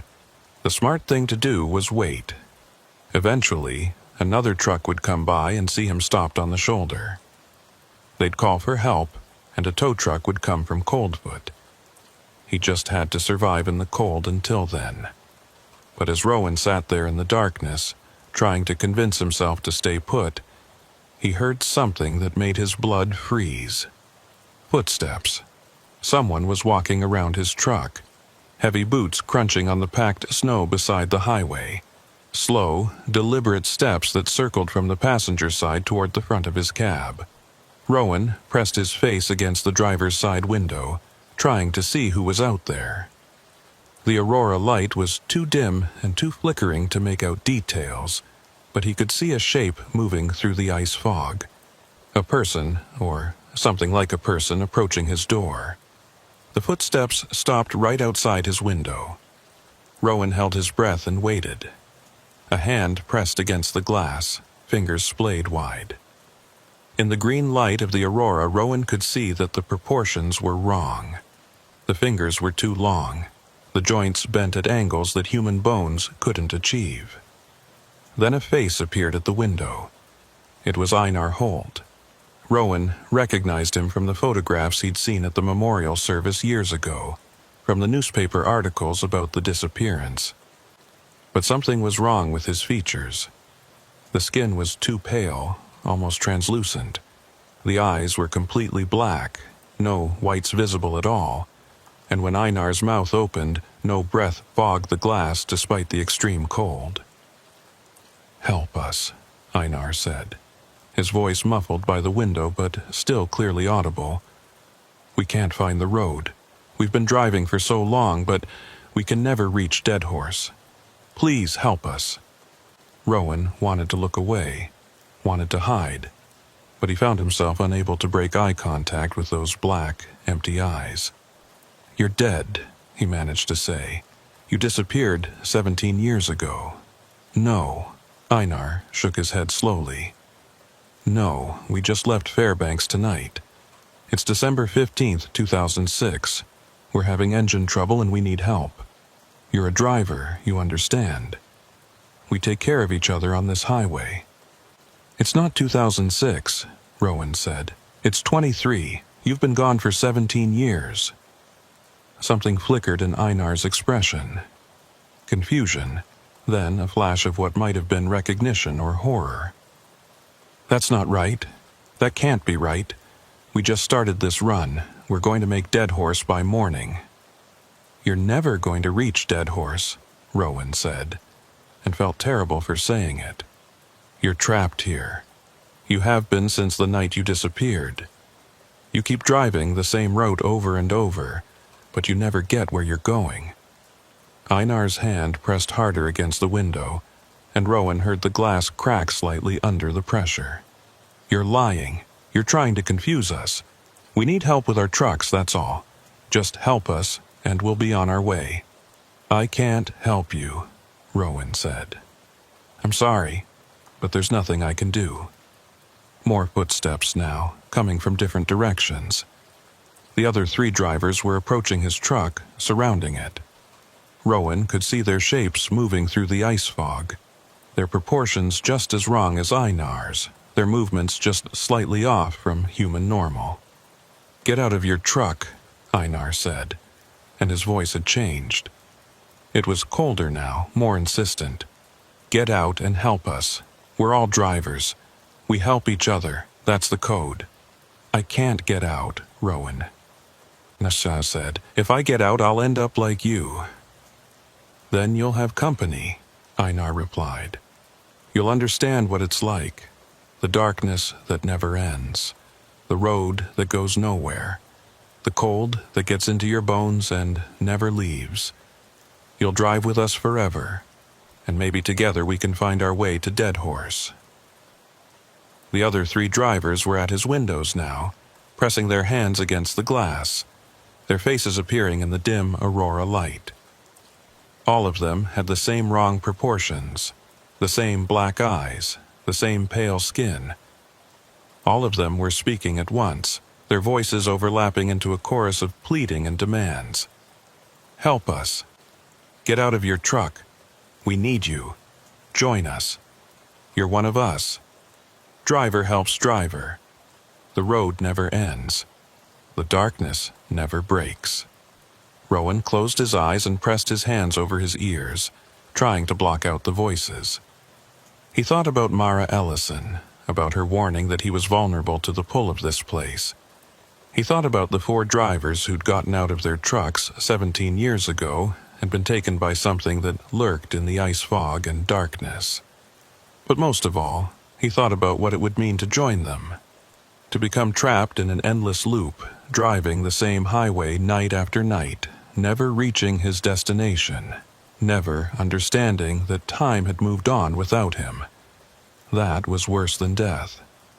That was a special kind of hell designed specifically for truck drivers, for people whose entire lives were built around movement and purpose and reaching the next destination. No, he said out loud, opening his eyes. I'm not getting out. I'm staying in my truck until help arrives. The voices stopped abruptly. The hands pressed against his windows fell away. The shapes in the ice fog retreated slightly, and for a moment, Rowan thought they were leaving. Then Einar spoke again, and his voice had changed completely. It was no longer trying to sound human. It was something else, something that had been using Einar's face and voice like a mask. You can't stay in there forever. Eventually you'll run out of air, or the cold will take you, or you'll simply give up and come out. And when you do, we'll be waiting. We've been waiting for 17 years. We can wait 17 more.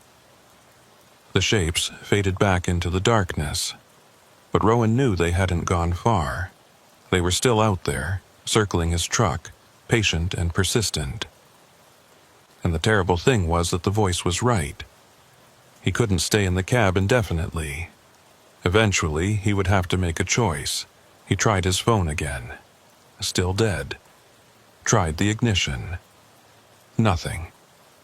Checked every electrical system in his truck and found them all completely drained. Whatever force had stopped his vehicle had been thorough. The minutes dragged by, each one feeling like an hour. The temperature in the cab dropped steadily. Rowan put on every piece of clothing he had, wrapped himself in his sleeping bag, and tried to conserve body heat. But 42 below zero was relentless, and without the heater running, he knew he was in serious danger of hypothermia. After what felt like an eternity but was probably only 45 minutes, Rowan saw headlights approaching from the south. Another truck, a real truck from his own time, was heading north on the highway. He grabbed his emergency flare gun from the storage compartment behind his seat and found that it still worked. He fired a flare through the slightly cracked window, sending a bright red star arcing into the sky. The approaching truck slowed and pulled over behind him. Rowan watched in his mirror as a driver climbed down from the cab and approached through the ice fog. This person moved normally, human proportions, human gait.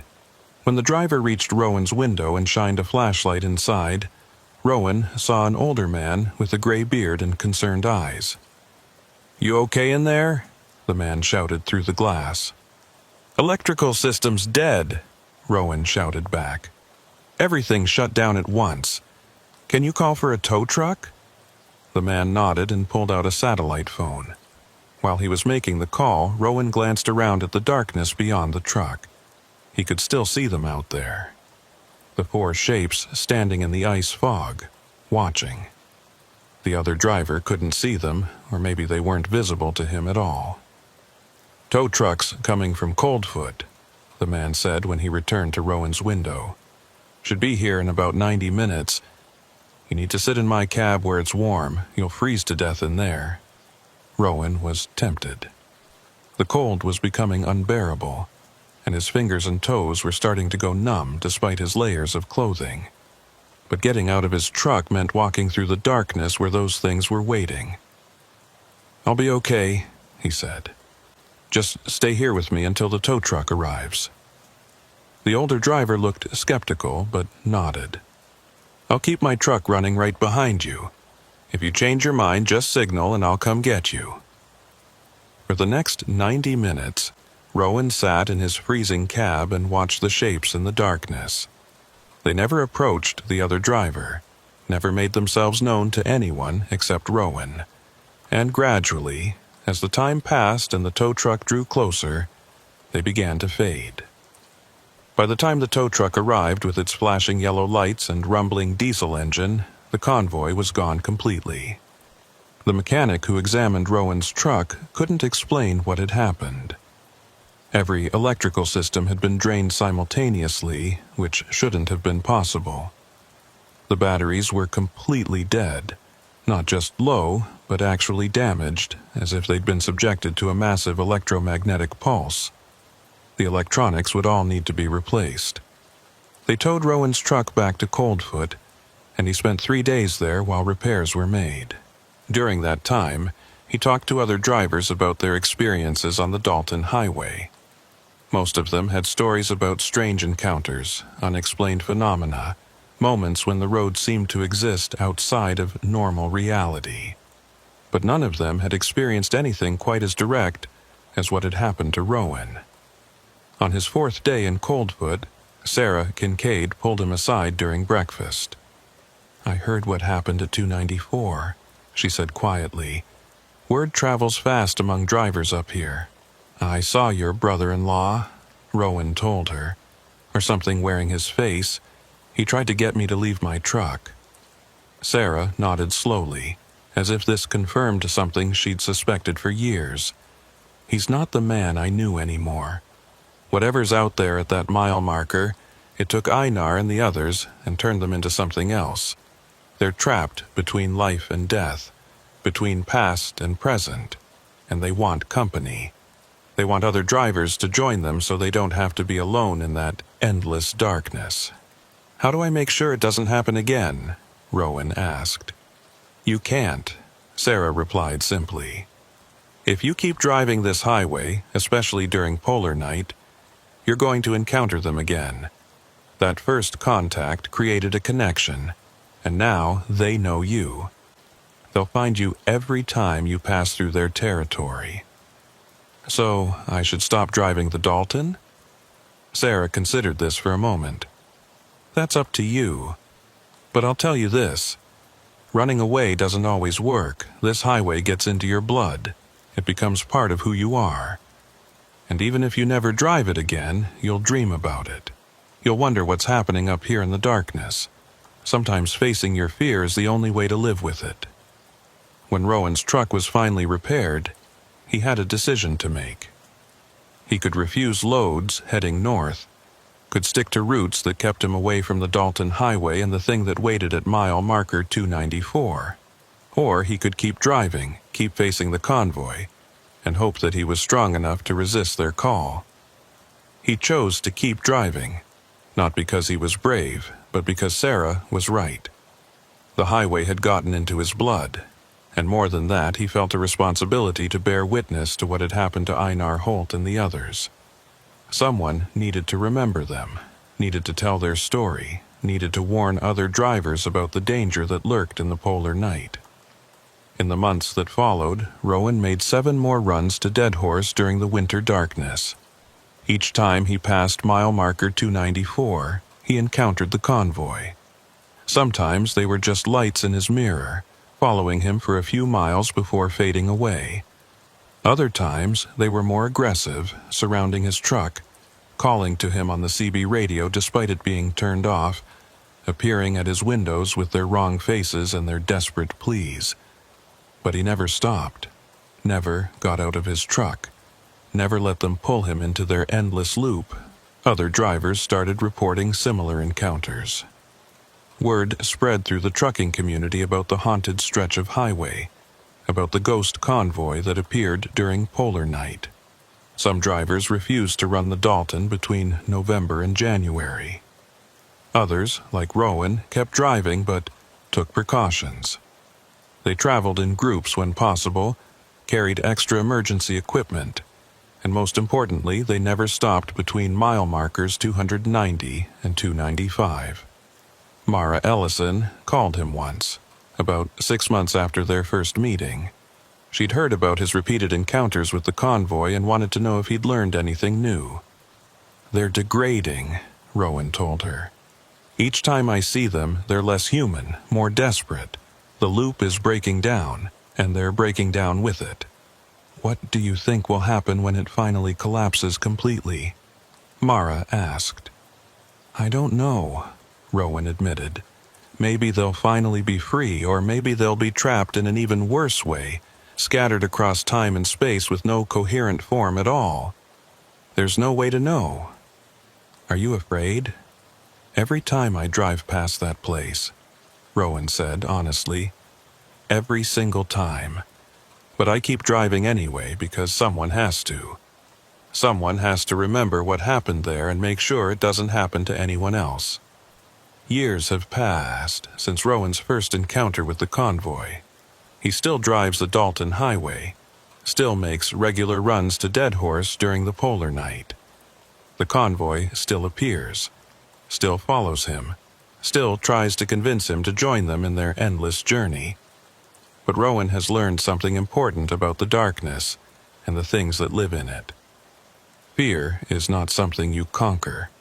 It's something you learn to carry with you, to live alongside, to respect without letting it control you. The convoy will always be out there at mile marker 294, trapped in their loop, calling out for help and company. And Rowan will always be vulnerable to their pull, will always feel that cold presence pressing against his truck as he passes through their territory. That's the price of driving the Dalton Highway during polar night. That's the cost of working in a place where darkness rules for months at a time, and reality grows thin under the weight of isolation and cold. Some mysteries can't be solved. Some horrors can't be defeated. You just learn to live with them, to acknowledge their existence, and to make sure you never let your guard down. Late at night, when Rowan is parked at a truck stop hundreds of miles from the Brooks Range, he sometimes thinks about Einar Holt and the 3 other drivers whose names he still doesn't know. He wonders if they're aware of what they've become, if they remember their lives before they got trapped in that frozen moment. He wonders if they hate him for refusing to join them, or if some small part of them is grateful that he's resisted, that he hasn't added another voice to their chorus of the lost. He'll never know the answers to those questions. All he can do is keep driving, keep bearing witness, and keep warning other drivers about the danger that waits in the darkness. Because that's what drivers do for each other. They share information about road conditions and hazards. They warn each other about dangers ahead. They look out for one another in the loneliest places, even when those dangers are ghosts from the past, trapped in an endless loop through the polar night, forever searching for a destination they'll never reach. The road goes on. The darkness returns every winter. And at mile marker 294 on the Dalton Highway, 4 trucks are still driving, still calling out on Channel 19, still hoping that someday, somehow, they'll finally make it to Dead Horse before the sun comes up.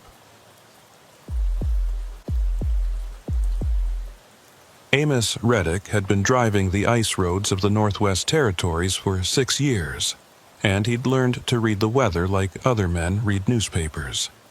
The way the wind shifted direction, the texture of the clouds, the quality of the cold, all of it told a story if you knew how to listen.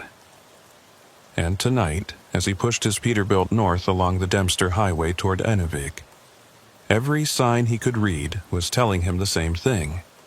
A major storm was coming, and it was coming fast. It was early January, deep into the polar night, and the thermometer on his dashboard read minus 47 degrees Fahrenheit. The darkness up here was absolute, broken only by his headlights cutting through the crystalline air and the occasional shimmer of aurora borealis dancing across the northern sky. The Dempster Highway was one of the most remote roads in North America, 450 miles of gravel and ice connecting Yukon to the Arctic Ocean, and in winter it became something close to another planet. Amos had left Dawson City 12 hours earlier with a load of mining equipment destined for one of the operations near Inuvik. It should have been a straightforward run, 30 hours of driving broken up by mandatory rest stops, nothing he hadn't done dozens of times before. But the weather forecast had changed 3 times since he'd started out, each update more ominous than the last. What had begun as a prediction of light snow had evolved into warnings of a major Arctic front moving in faster than expected, bringing with it blizzard conditions and wind chills that could kill an exposed person in minutes. He'd passed the last settlement, a tiny place called Eagle Plains, about 2 hours ago. The hotel there had offered him a room to wait out the storm, but Amos had checked his fuel gauge and his cargo deadline, and made the calculation that he could beat the worst of it if he pushed hard. Now, watching the wind pick up and the first fat snowflakes beginning to spiral down from the black sky, he was starting to regret that decision. The CB radio crackled with static, but no voices came through. He was too far from any other drivers to pick up conversations, and the storm was creating electromagnetic interference that made communication nearly impossible anyway. He switched through the channels out of habit, listening to the hiss and pop of dead air, and tried not to think about how alone he was out here. The snow began in earnest around midnight, and within 20 minutes visibility had dropped from a few hundred yards to barely 50 feet. Amos slowed his truck to a crawl, following the reflective markers at the edge of the road and praying he wouldn't hit a patch of overflow ice or drive into a drift. The wind had risen to a shriek that rocked his trailer back and forth, and he could feel his tires struggling for traction on the rapidly deteriorating surface. He was starting to seriously consider finding a place to pull over and wait out the storm when his fuel gauge caught his attention. He'd been so focused on driving that he hadn't noticed how much diesel he'd burned fighting through the wind and snow. The gauge showed less than a quarter tank, which in normal conditions would be plenty to reach Inuvik. But these weren't normal conditions. If he had to idle for hours waiting out a storm, or if the road conditions got worse and he had to fight for every mile, he might not make it. The smart thing to do was stop now while he still had fuel to keep his engine running and his cab warm. But stopping on the Dempster Highway in the middle of a blizzard, in polar night darkness, with temperatures approaching 50 below, was barely less dangerous than running out of fuel. He needed shelter, or at least a place where he could park safely away from the road so other vehicles wouldn't crash into him. As if in answer to his thoughts, his headlights picked out a sign emerging from the swirling snow. It was old and weathered, the paint faded almost to illegibility, but he could just make out the words, Northern Stop Station, Services, 2 miles. Amos frowned. He'd driven this route at least 30 times over the past 6 years, and he'd never seen that sign before. There were no truck stops between Eagle Plains and Inuvik, nothing but empty wilderness for more than 200 miles. But the sign was clearly there, and right now he didn't have the luxury of being suspicious about unexpected facilities. He followed the arrow on the sign onto what looked like a side road, though the snow had already covered any tracks or markings that might have indicated regular use. The surface was rougher than the main highway, and his truck bounced and lurched through drifts that were deeper than they should have been if this road saw regular traffic. But ahead, through the blowing snow, he could make out lights. The Northern Stop Station materialized from the storm like something from another era. It was a collection of weathered wooden buildings arranged around a central parking area, all of it covered in snow and ice that suggested months or even years of abandonment. But there were lights on in several of the windows, dim and flickering, but unmistakably real. A fuel island stood near the main building, its ancient pumps still standing though covered in frost and surrounded by drifts.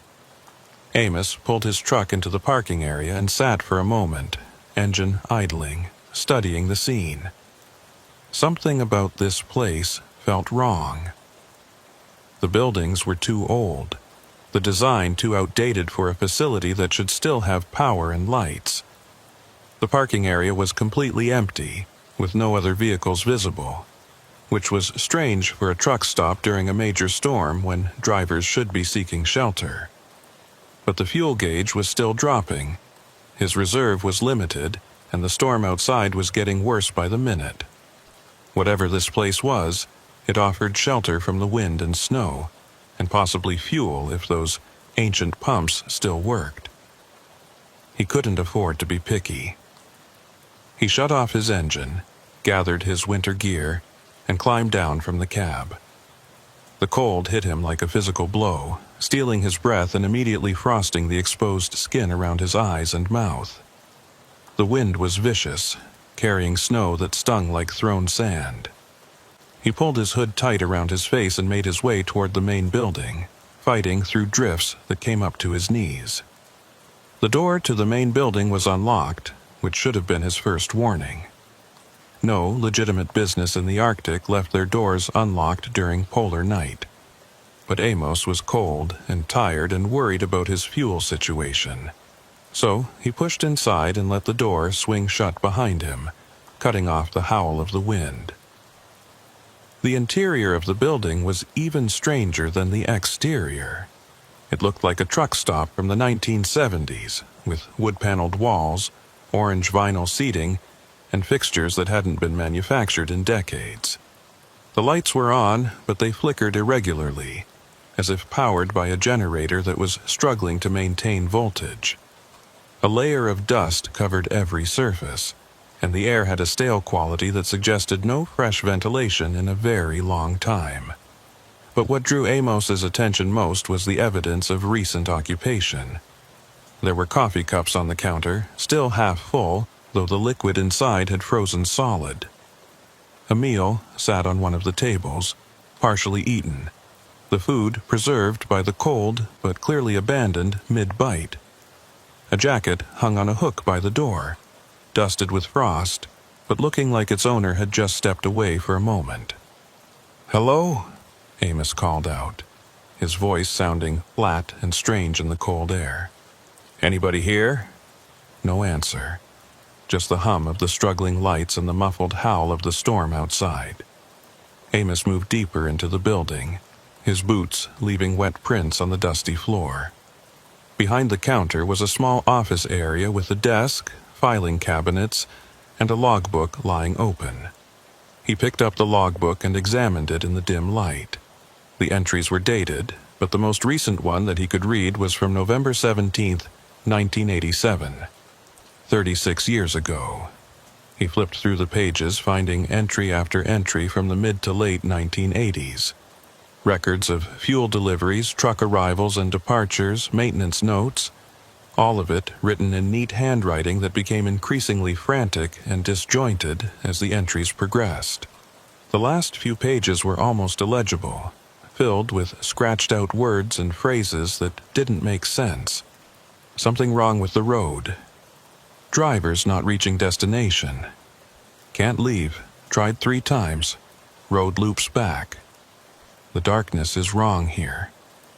The final entry, dated November 17, 1987, was written in large, shaky letters. "Do not stay. This place is not right. It holds on to people. Hetty Gallows." Amos set the logbook down carefully, his heart rate accelerating.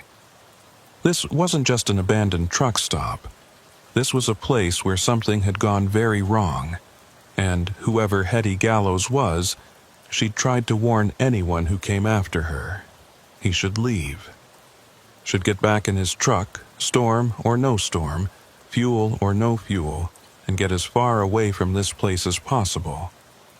But the wind outside was still screaming, and when he looked through the window, He could barely see his truck through the blowing snow. Going back out there now, with limited fuel and no clear sense of which direction would lead him back to the main highway, could be suicide.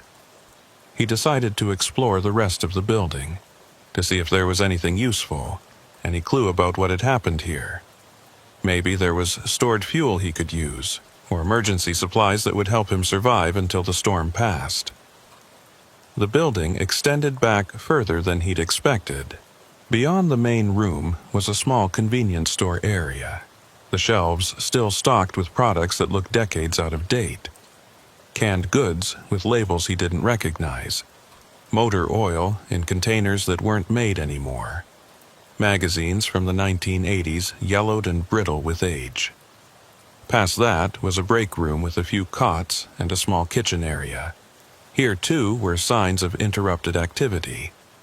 A pot sat on the electric stove, its contents frozen into a solid mass that might once have been soup. Cards were laid out on a table, as if someone had been in the middle of a game. A portable radio sat on the counter, its frequency dial frozen in place. Amos tried the radio, but it was dead. He checked the kitchen, looking for anything that might be useful, and found the refrigerator still humming quietly. When he opened it, he discovered food that looked relatively fresh, though the dates on the packaging were from 1987. Bread that should have been molded and decayed but instead looked like it had been purchased yesterday. Milk that should have been long spoiled but smelled fine when he carefully sniffed the container. This wasn't right. None of this was right. Food didn't stay preserved for 36 years just because it was cold. He continued his exploration, moving down a narrow hallway that led to what looked like sleeping quarters. 3 small rooms, each containing a bed, a dresser, and personal items that suggested the people who'd lived here had left in a hurry. Clothes still hung in the closets. Toiletries sat on the dressers.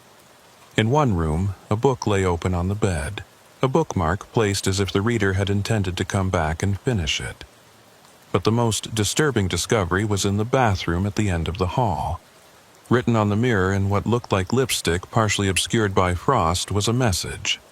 Bram Corwin tried to leave. His truck is still running. He is not in it.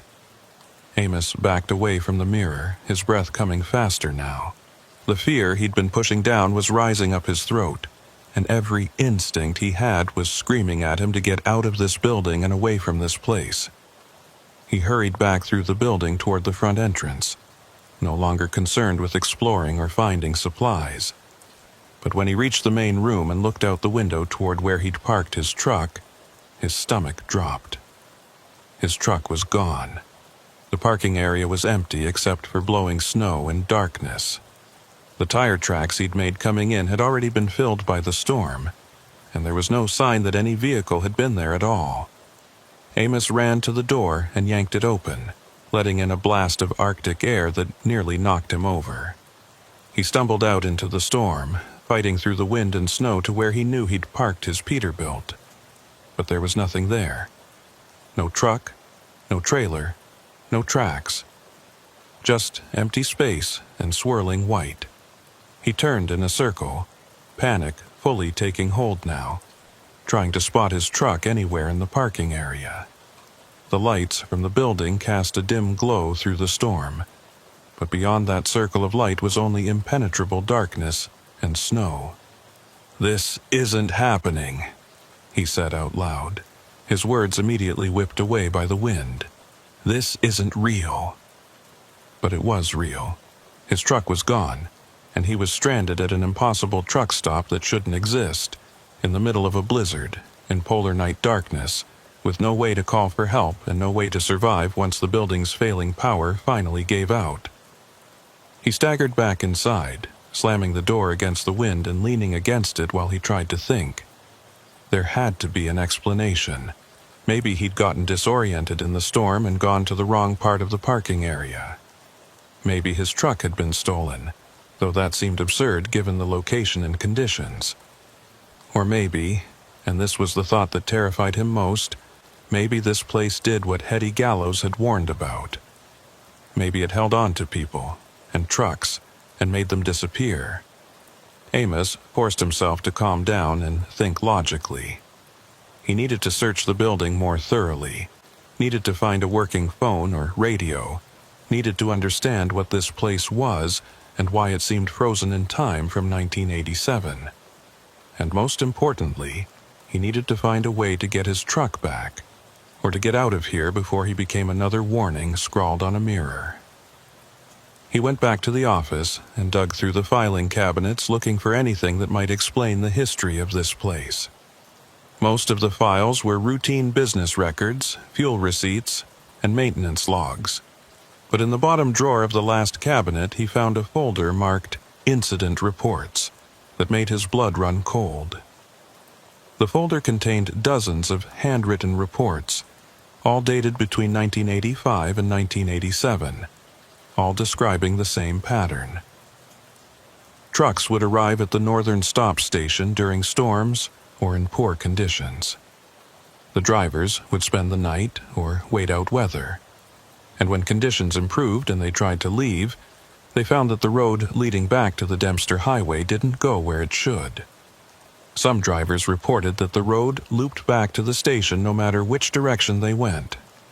Others said the road simply ended after a few miles, disappearing into wilderness that shouldn't have been there. A few drivers claimed they'd successfully left, but their trucks were found days later, abandoned along the highway with no sign of the drivers. The reports were signed by Hetty Gallows, who appeared to have been the station manager. Her entries became increasingly desperate as the incidents accumulated. She wrote about contacting authorities, about trying to close the station, about attempting to leave herself only to find that she couldn't. The final report, dated the same day as the last logbook entry, simply said, "I understand now. This place exists outside normal geography. It's a pocket, a trap, a place where the isolation and darkness of polar night have created something that shouldn't exist.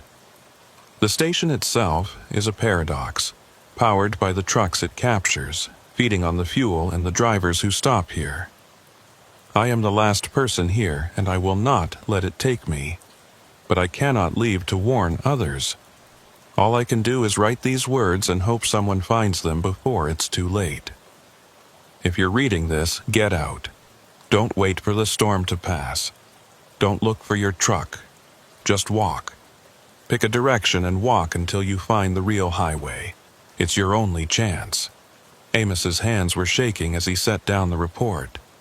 He looked around the building, seeing it with new understanding. The flickering lights, the preserved food, the interrupted activities, all of it suggested a place that existed outside of normal time, sustained by some kind of energy it drew from the vehicles and people that stopped here. He had to get out. Hetty Gallows had been right. Waiting for the storm to pass, looking for his truck, trying to figure out the logistics of survival, all of that was a trap. The only way to escape was to leave now, to walk out into the polar night and the blizzard and trust that somewhere out there, the real world still existed. But looking out the window at the storm raging in the darkness, at the temperature that could kill him in minutes if he wasn't moving, at the absolute blackness beyond the station's lights, Amos felt his resolve waver. Walking out into that was almost certainly death. But staying here in this place that held on to people and fed on them somehow, that might be a fate worse than freezing. He needed more information. Needed to understand exactly what he was dealing with before he made a decision that could kill him. He continued searching the building, looking for anything that might tell him more about the northern stop station and how it had come to exist as this impossible pocket outside of reality. In one of the sleeping quarters, he found a journal tucked under a mattress. The handwriting matched the reports and logbook entries. Hetty Gallows' personal account of what had happened here. Amos sat on the bed and began to read, and with each page, his understanding of his situation became more dire. Hetty had been the station manager since 1985, running what had initially been a legitimate truck stop serving the Dempster Highway. But in the winter of 1986, during an extended period of polar night, things had started to go wrong. Drivers who stopped at the station began reporting strange experiences. Time seemed to move differently inside the building. What felt like a few hours would turn out to be days when they checked their watches. The road outside would shift and change, leading different places depending on when you left. At first, Hetty had thought the drivers were suffering from isolation and darkness, that their perceptions were affected by the extreme conditions. But then she started experiencing it herself. Days would pass with no new arrivals, but the fuel in the tanks would decrease as if phantom trucks were filling up. She would hear engines idling outside at night, but when she looked, there would be no vehicles there. The supplies in the store would restock themselves, appearing fresh and new despite no deliveries coming through. She'd tried to leave in November of 1986, had packed her belongings and driven her own truck out onto the access road. But after 30 minutes of driving, she'd found herself back at the station, approaching from the same direction she'd left. She tried again and again, with the same result. The station wouldn't let her go. Other people had been there with her at various times. 2 other employees and several drivers who'd gotten trapped the same way Amos was trapped now. Some of them had tried to walk out through the storm. None of them had come back. Hetty's final entry, written on the day she'd made the last logbook notation, described her own plan to leave. "I'm going to walk south. I won't follow the road. I'll head directly across country, away from the station and away from anything it might control. Either I'll reach the real highway or I'll freeze to death in the wilderness. Both options are better than staying here and slowly becoming part of whatever this place is. To whoever finds this journal, the station feeds on isolation and darkness. It exists in the gaps between places, in the lonely stretches where normal reality gets thin. Don't try to understand it. Don't try to wait it out. Just leave, and don't look back." Amos closed the journal and sat in silence, listening to the wind howl outside and the lights flicker overhead. He thought about Hetty Gallows walking out into the polar night, choosing almost certain death over imprisonment in this impossible place. He thought about all the other drivers who'd made the same choice, and about Bram Corwin, whose truck was apparently still running somewhere without him in it. And he thought about his own options, which seemed to narrow down to 2. Stay here in relative comfort and warmth, but trapped forever in a place outside of time, or walk out into a blizzard in 50 below temperatures with only a vague hope of finding the real highway before he froze to death. Neither option was good, but Amos had been a truck driver long enough to know that sometimes there were no good options. Sometimes you just had to choose the option that gave you any chance at all, no matter how slim. He stood up from the bed and began gathering supplies. He put on every layer of clothing he could find in the sleeping quarters, packing insulation around his body until he could barely move. He filled his pockets with energy bars from the convenience store, took a flashlight from a drawer, and found a compass in the office that he hoped would still work in this strange pocket of reality. Then he went back to the main room and looked out the window one last time at his truck that was no longer there, at the storm that raged in the darkness, at the lights of the northern stop station that flickered and beckoned him to stay in their warm, false security. "Sorry, Hetty," he said quietly. "I hope you made it out, and I hope I do too." He pulled his hood tight, wrapped his scarf around his face until only his eyes were exposed, and opened the door. The Arctic wind slammed into him with brutal force, but Amos pushed forward into the storm, away from the lights, away from the impossible building, and out into the polar night where death waited, but at least offered the chance of freedom. Behind him, the northern stop station's lights flickered once more, then brightened, as if the building itself was trying to call him back. But Amos didn't look behind him. He kept walking, following the compass needle south, trusting that somewhere ahead in the darkness and cold and storm, the real world was waiting to be found. The cold hit Amos like a living thing the moment he stepped beyond the faint glow of the station's lights. It wasn't just cold, it was a presence, a force that immediately began working to shut down his body's defenses.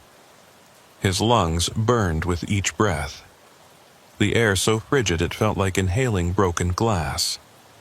Ice formed instantly on his eyelashes and the exposed skin around his eyes. The wind drove snow into every gap in his clothing, finding vulnerabilities he didn't know existed.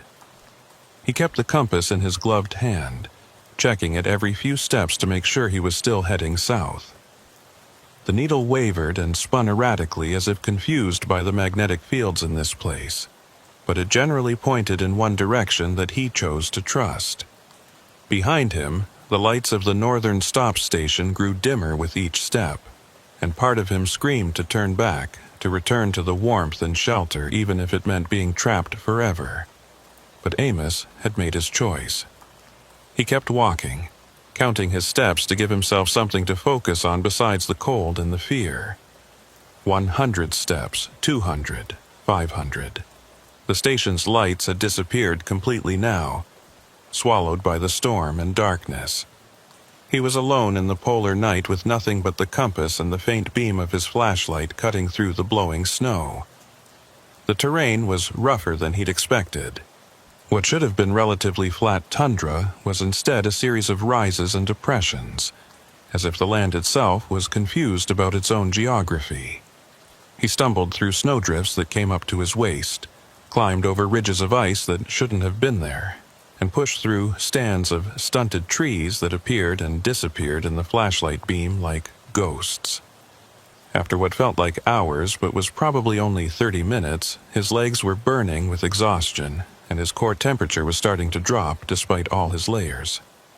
He needed to keep moving, needed to generate heat through activity, but the effort of pushing through the deep snow was draining his energy faster than he could sustain.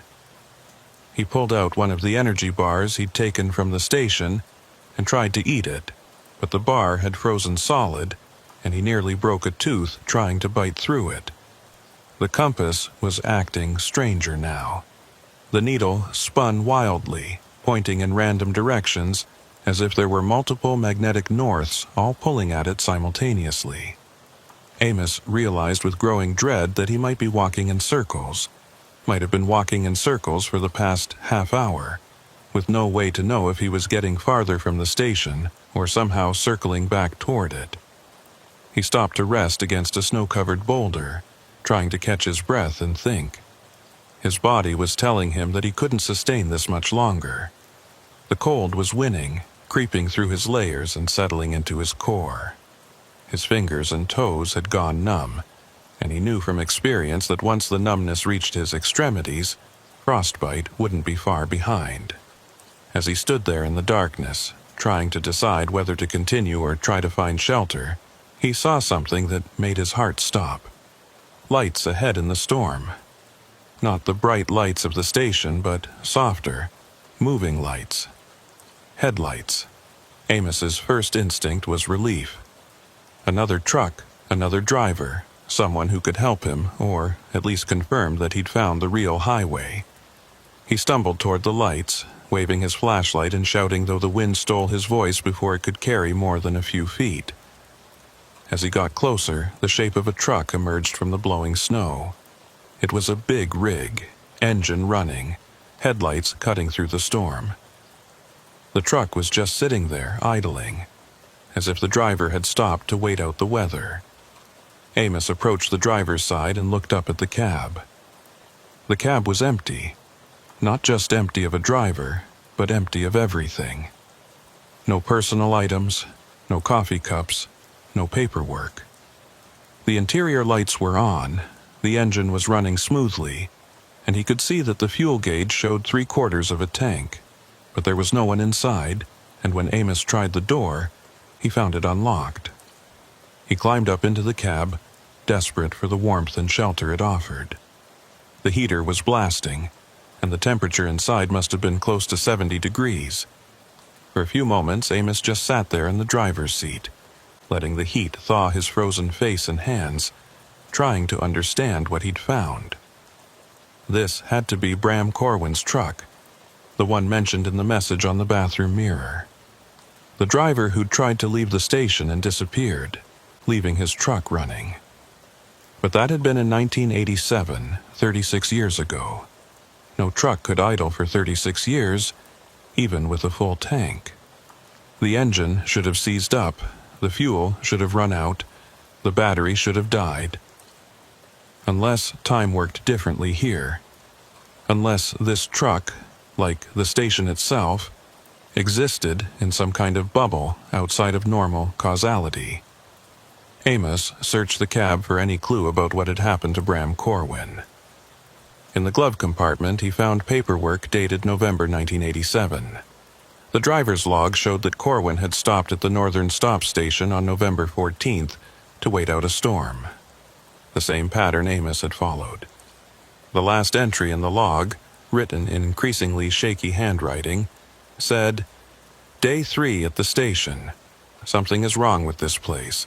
Other drivers have tried to leave but come back. The manager, Hetty, says she's been here for months, even though it feels like only days. I'm going to take my truck and drive until I find the real highway. If anyone finds this, tell my family I tried to get home." But Bram Corwin hadn't made it. His truck had gotten this far, maybe a mile or two from the station, and then something had happened.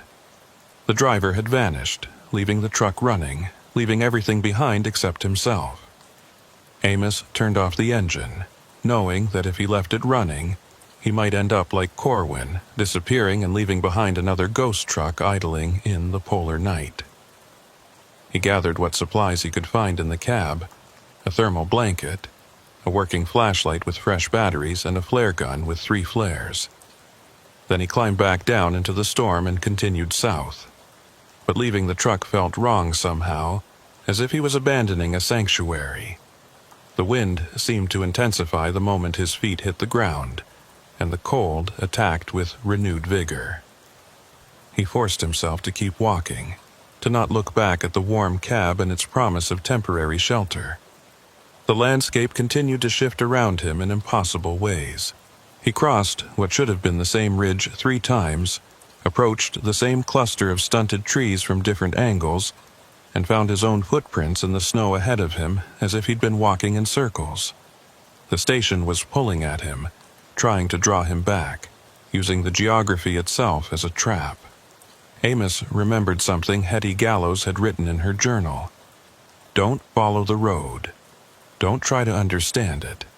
Just walk in one direction and keep walking." He'd been trying to use the compass, trying to navigate rationally through what was fundamentally an irrational situation. Maybe that was the mistake. Maybe the only way to escape was to stop trying to make sense of it and just commit to a direction regardless of what his senses told him. He picked a star, one of the few visible through breaks in the storm clouds, and decided to walk toward it. Not south according to the compass, not following any terrain features, just straight toward that distant point of light. When the star disappeared behind clouds, he picked another one. When there were no stars visible at all, he just kept walking in what felt like a straight line, counting his steps and refusing to deviate no matter what he saw or heard. The hallucinations started around step 3000. At first, they were subtle. Sounds that could have been wind but sounded like voices, shapes in the storm that could have been snow devils but looked like people standing and watching. Amos ignored them, kept counting, kept walking. But they grew more insistent. He heard his name being called in voices he recognized, other truckers he'd worked with over the years. He saw buildings in the distance that would turn out to be ice formations when he got closer. Once, he could have sworn he saw his own truck, the one that had disappeared from the station's parking lot, sitting just ahead of him with its running lights on. But when he blinked, it was gone. The worst hallucination came around step 5000. He saw the northern stop station itself, directly ahead of him, its lights warm and welcoming. He'd walked in a complete circle, had failed to escape, was right back where he'd started. For a moment, despair threatened to overwhelm him. But then he noticed something wrong with the image. The station was mirror reversed, its layout backwards from what it should be. It wasn't real. It was the pocket reality trying one last time to convince him to give up and return. Amos closed his eyes and kept walking, refusing to look at the phantom station, refusing to acknowledge its existence.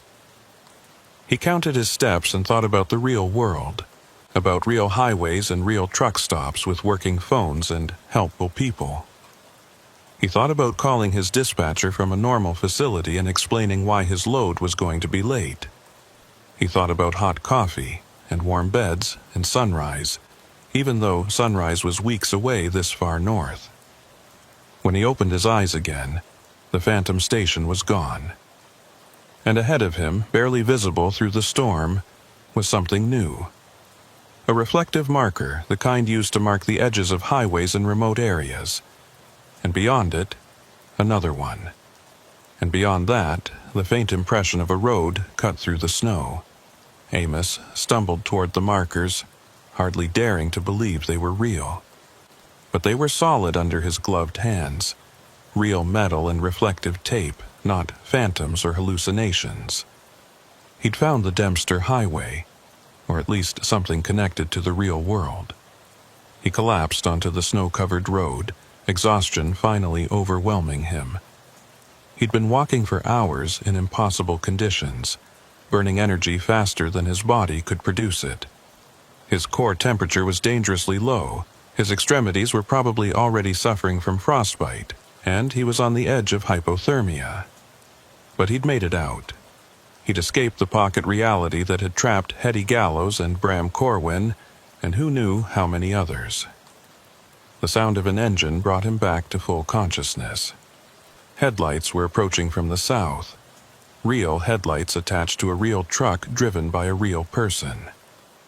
Amos pulled out the flare gun with trembling hands and fired a flare into the sky. The bright red star arced upward and hung in the darkness, impossible to miss. The truck slowed and stopped beside him. A door opened and someone climbed down, a figure in heavy winter gear that bent over him with concern visible even through the thick face covering. "Jesus, you're half frozen," a woman's voice said. "What the hell are you doing out here on foot?" "Truck stop," Amos managed to say through lips that felt like frozen wood. "Northern stop station. Got trapped." The woman helped him to his feet and half carried him to her truck. The cab was blessedly warm, and as feelings started to return to his extremities, the pain began. Amos gritted his teeth against it, knowing that pain meant his tissue was still alive, still salvageable. "There's no truck stop around here," the woman said as she got back in the driver's seat and turned up the heat. "Not for another 150 miles. You must be confused from the cold." "It was there," Amos insisted. "Off the main highway, down a side road. Old place, from the 80s. It pulled me in and my truck disappeared." The woman gave him a concerned look. "You're not making sense. The cold can do that, mess with your head. Let's just get you to Inuvik and get you checked out by a doctor." Amos wanted to argue, wanted to convince her that what he'd experienced was real, but the warmth of the cab and the exhaustion of his ordeal were catching up with him. His eyes were closing despite his best efforts to keep them open. As consciousness faded, he heard the woman talking on her radio, reporting a stranded driver she'd found on the highway, possible hypothermia and exposure. And underneath her voice, just barely audible, he heard something else. Static on the CB radio, and within that static, voices. "Day 4 at the station. Can't find the highway. The manager says there's no way out. My truck is running, but I can't find it." Amos tried to tell the woman to change the channel, to stop listening to those voices, but sleep pulled him under before he could form the words. He woke up in a hospital in Inuvik 12 hours later. The doctor told him he'd been lucky. Moderate frostbite on his fingers and toes, but nothing that required amputation. Mild hypothermia that had responded well to warming protocols. He'd survive without permanent damage, though he'd need to stay off the road for a few weeks while his body recovered. The RCMP came to interview him while he was still in the hospital. They wanted to know about his truck, about why he'd been walking in a blizzard in the middle of nowhere, about the truck stop he claimed to have found. Amos told them everything, knowing they wouldn't believe him but feeling obligated to report what had happened. They listened politely and took notes.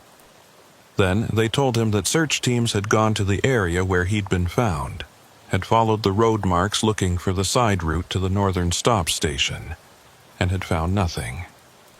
No road, no buildings, no signs of any structure having ever existed in that location.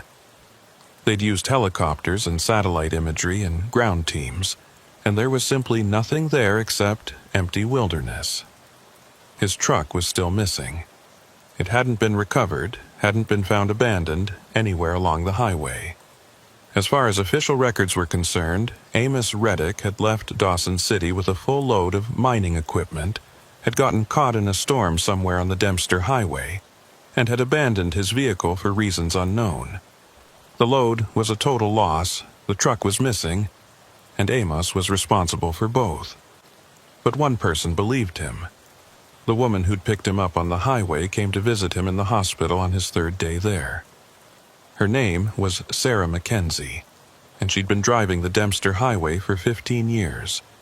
She sat beside his bed and listened as he told her the complete story, not leaving out any details no matter how impossible they sounded. When he finished, she was quiet for a long moment. Then she said, "I've heard stories about a place like that. Old-timers used to talk about it back when I first started driving this route.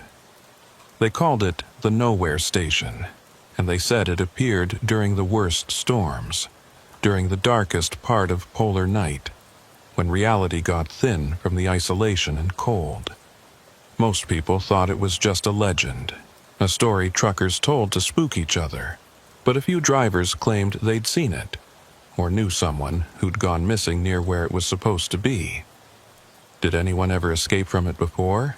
Amos asked. Sarah shook her head. "Not that I ever heard.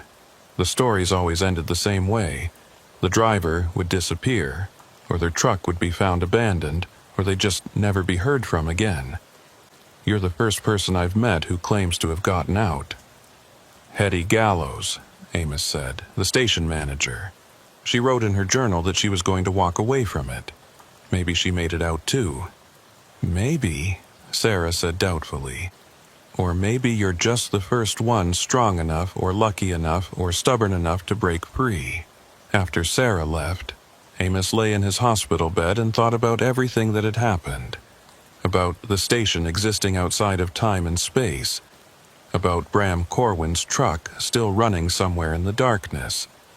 About Hetty Gallows walking into the storm and possibly finding freedom, or possibly just freezing to death. He thought about his own truck, which was still missing and would probably never be recovered. It was sitting in that parking lot at the northern stop station. He was certain of it, waiting for him to come back.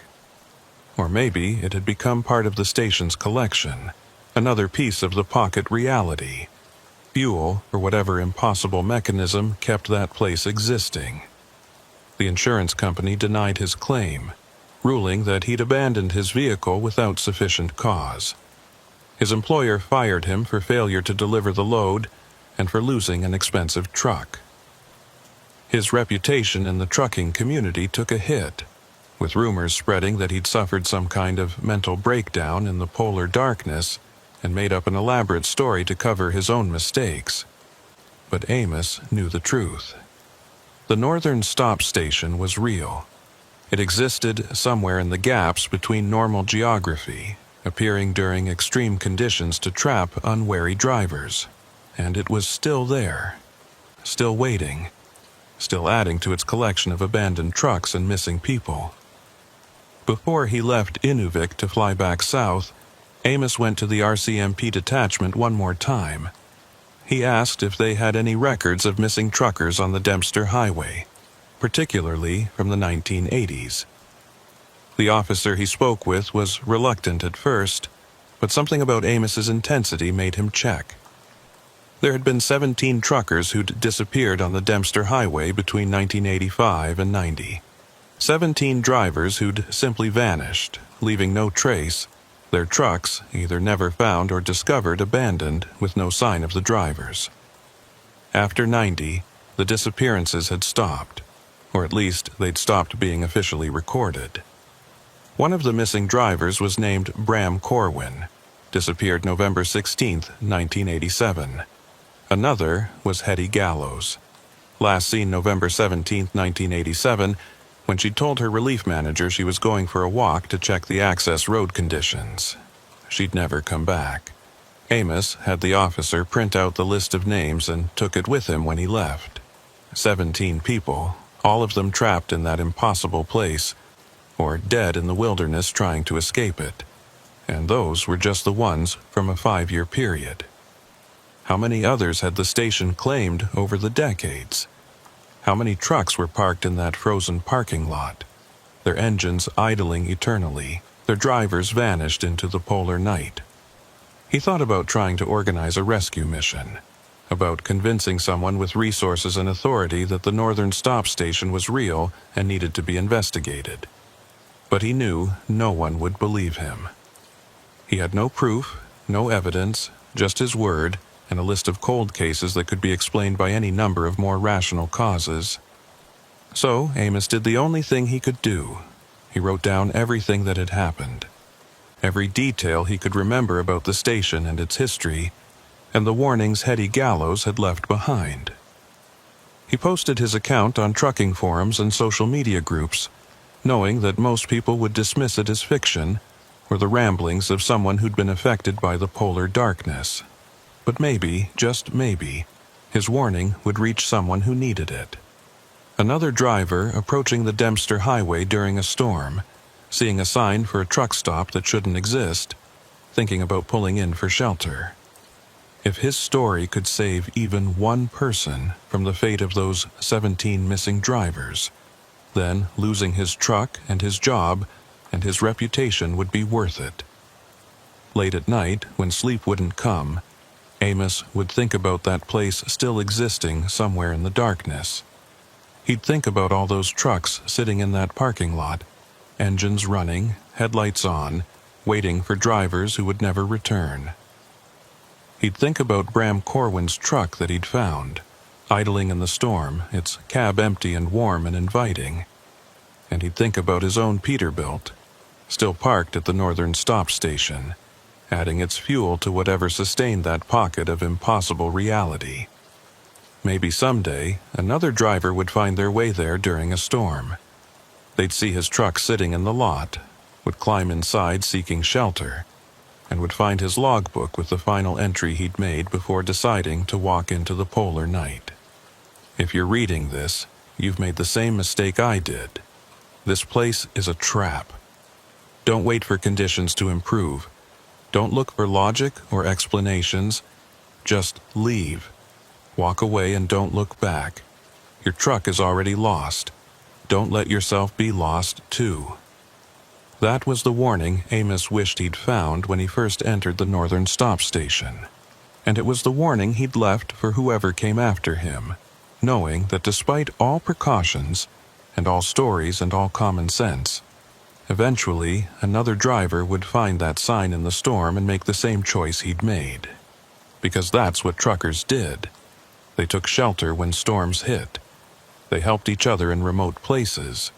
They trusted that a truck stop with lights on would offer safety and warmth. And sometimes, in the darkest, most isolated places on Earth, that trust led them into traps they couldn't escape. The Northern Stop Station was still out there, still waiting, still adding to its collection. And Amos could do nothing about it except tell his story and hope someone would listen before it was too late. 6 months after his escape from the Northern Stop Station, Amos Reddick found himself driving again, though not the long-haul routes he'd spent years perfecting. Without the proper insurance, and with his record marked by the abandoned vehicle incident, no major trucking company would hire him. Instead, he'd taken a job driving local deliveries around Whitehorse, short runs that kept him within a few hours of civilization and far away from the Dempster Highway. But he couldn't stop thinking about the station and the drivers who hadn't escaped. The list of 17 names haunted him, especially now that he'd started researching each one. Every missing driver had a story, a family, a life that had been cut short by that impossible place. And the more he dug into the disappearances, the more patterns he found that suggested the Northern Stop Station had been claiming victims for much longer than just those 5 years in the 80s. He'd tried to move on, tried to accept that some mysteries couldn't be solved and some wrongs couldn't be righted. But then he'd received a message through one of the trucking forums where he'd posted his account. Someone claiming to have information about the station. Someone who wanted to meet in person to discuss what they knew. The message was from a woman named Dorothy Gallows, and she'd signed it with a single line that made Amos's blood run cold. Hetty was my sister. I need to know what happened to her. They'd agreed to meet at a diner in Whitehorse on a Tuesday afternoon when Amos wasn't working. He arrived early and sat in a booth by the window, watching the parking lot and trying to figure out what he was going to say to the sister of a woman who'd been missing for 36 years. Dorothy Gallows arrived precisely on time. She was in her 70s, silver-haired and sharp-eyed, moving with the careful deliberation of someone who'd lived a hard northern life. She spotted Amos immediately, as if she'd been studying his photo and slid into the booth across from him without preamble. "You're the trucker who escaped from my sister's station," she said. It wasn't a question. "I am," Amos replied. "I found her journal there. Her warnings probably saved my life." Dorothy's expression didn't change, but something flickered in her eyes. Pain, or maybe hope. "Tell me everything. Don't leave anything out, no matter how strange it sounds. I've spent 36 years trying to understand what happened to Hetty, and I think you're the first person who might actually have answers." So Amos told her everything, starting from the moment he'd seen the sign for the Northern Stop Station and ending with his escape onto the real highway. He described the building in detail, the frozen food and abandoned belongings, the logbooks and incident reports. He quoted passages from Hetty's journal, the parts he could remember clearly, and described her final decision to walk away from the station into the polar night. When he finished, Dorothy sat in silence for a long moment, staring at her untouched coffee. Finally, she spoke. "Hetty bought that station in 1985. She'd been working truck stops across the north for years, saving money. And when the Northern Stop came up for sale, she jumped at it. Remote location, but good business potential serving the Dempster Highway traffic. She called me after her first winter there. Said strange things were happening, but she couldn't quite explain what. Drivers reporting lost time, supplies disappearing and reappearing, the geography around the station not making sense." "Did she ever tell you she was trapped there?" Amos asked. Not in those words. But her letters got stranger as time went on. She'd write about things that had happened months ago as if they'd just occurred. She'd mentioned seeing drivers who I knew had gone missing weeks earlier. And then in November of 1987, the letters stopped completely. I reported her missing, but the RCMP said they'd investigated and found the station abandoned. No sign of foul play. They assumed she'd walked away from the business and started a new life somewhere else. But she didn't, Amos said. No, Hetty wouldn't have done that. She wasn't a quitter, and she wouldn't have left without telling me. Dorothy pulled out a folder from her bag and slid it across the table. I've been collecting information about that station for 36 years.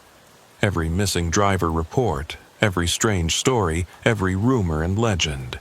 I need you to look at this and tell me if any of it matches what you experienced."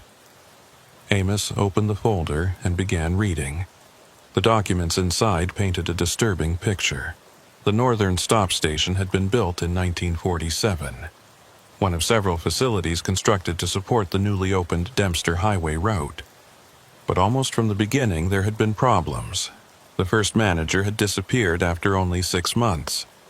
The second manager had quit after reporting temporal anomalies that his supervisors dismissed as isolation-induced paranoia. By the 1950s, the station had gained a reputation among local truckers as an unlucky place. Drivers who stopped there reported feeling disoriented, losing track of time, seeing things that couldn't be explained. Several disappearances were loosely connected to the station, but nothing was ever proven. The facility changed hands multiple times, closing and reopening under different names and management. But the same pattern of strange incidents continued. What made Amos's skin crawl was a report from 1983, 2 years before Hetty had bought the place. A geological survey team had been studying the area around the station and had reported unusual magnetic readings and gravitational anomalies. They'd recommended further investigation, but their funding had been cut and the study was never completed. Their preliminary conclusion, buried in technical language, suggested that the area existed in some kind of dimensional pocket where normal physical laws didn't consistently apply. "They knew," Amos said, looking up at Dorothy. "Someone knew that place was wrong, and they let your sister buy it anyway. The previous owner probably didn't disclose the problems, and Hetty was stubborn. Even if someone had warned her, she might have dismissed it as superstition." Dorothy leaned forward. "But here's what I need to know. In her journal, did Hetty say anything about how to destroy the station, how to close it permanently?" Amos thought back to the journal entries he'd read. She talked about it being sustained by the vehicles it trapped, feeding on their fuel somehow. She thought that if no one stopped there, if it couldn't capture any more trucks, it might eventually collapse on its own. "But drivers keep stopping there," Dorothy said. "Every few years, someone disappears on that stretch of the Dempster. The official reports say they got lost in storms or drove off the road. But I think they found the station. I think it's still operating, still trapping people." Amos knew she was right. The CB voices he'd heard as he was losing consciousness in Sarah Mackenzie's truck. The recent-sounding transmissions from drivers who should have been missing for decades all pointed to the station still existing and still claiming victims. "What are you proposing?" he asked. Dorothy's expression hardened with determination. "I want to go there. I want to find the station and figure out how to shut it down permanently. And I need someone who's been there, someone who escaped, to guide me." "That's insane," Amos said flatly. "I barely made it out alive, and I was young and strong and lucky. You want to deliberately go to a place that traps people and try to destroy it somehow? We wouldn't last an hour." "Then we prepare," Dorothy replied. "We study everything we can about the station. We figure out its patterns, when and where it appears, what conditions make it manifest. We go in with a plan and with the knowledge to execute it. And we document everything so that if we don't make it out, at least others will know the truth." Amos wanted to say no. Every rational part of his mind screamed that this was suicide, that Dorothy was letting her grief and determination drive her toward a foolish death. But he looked at the folder in front of him, at the names of 17 missing drivers from just a 5-year period, and he thought about how many more names there might be if he went back further, or looked ahead to future disappearances. "Let me think about it," he said finally. "Give me a week to consider whether this is even possible." Dorothy nodded and stood to leave. "I've waited 36 years. I can wait 1 more week. But Amos, understand this. I'm going with or without you. I'm not getting any younger. and I need to know what happened to my sister before I die. Your help would make success more likely, but it won't change my decision." She left him sitting in the diner with the folder of documents, and Amos spent the next 3 hours reading through every page, absorbing every detail about the Northern Stop Station and its history of claiming victims. Over the following week, Amos found himself unable to think about anything else. He researched dimensional pockets and temporal anomalies, diving into physics papers he barely understood. He studied Arctic survival techniques and extreme cold weather gear. He mapped out the Dempster Highway and tried to identify the exact location where he'd found the station, though he knew from experience that its position might not be fixed. But most importantly, he wrestled with the question of whether he had an obligation to help. He'd escaped when 17 others hadn't. He'd been given a second chance that Hetty Gallows and Bram Corwin and all the others never got. Did that create a responsibility to try to help them, or at least to prevent future victims? On the 7th day, he called Dorothy and told her he'd do it. They spent the next 3 months planning. Dorothy had resources, money saved over decades of working in Yukon's mining industry, and she used it to acquire the best cold weather gear available, satellite communication equipment, and emergency supplies. Amos contributed his knowledge of the station's layout and his experience navigating the pocket reality it created. Their plan was simple in concept but difficult in execution. They would drive to the approximate area where Amos had encountered the station, wait for conditions that matched his experience, a major storm during the deepest part of polar night, and actively search for the access road that led to the facility. Once there, they would document everything they could, try to understand the mechanism that sustained the pocket reality, and if possible, find a way to disrupt it. They both knew the odds were against them. But they also knew that doing nothing meant condemning future drivers to the same fate as those who'd already disappeared. They left Whitehorse in late December, driving north in Amos's new truck, a modest delivery vehicle he'd purchased with his savings. Dorothy rode in the passenger seat, reviewing their supplies and equipment, while Amos navigated the increasingly remote highway. They reached the Dempster Highway junction and turned north, entering the vast emptiness of the Arctic winter.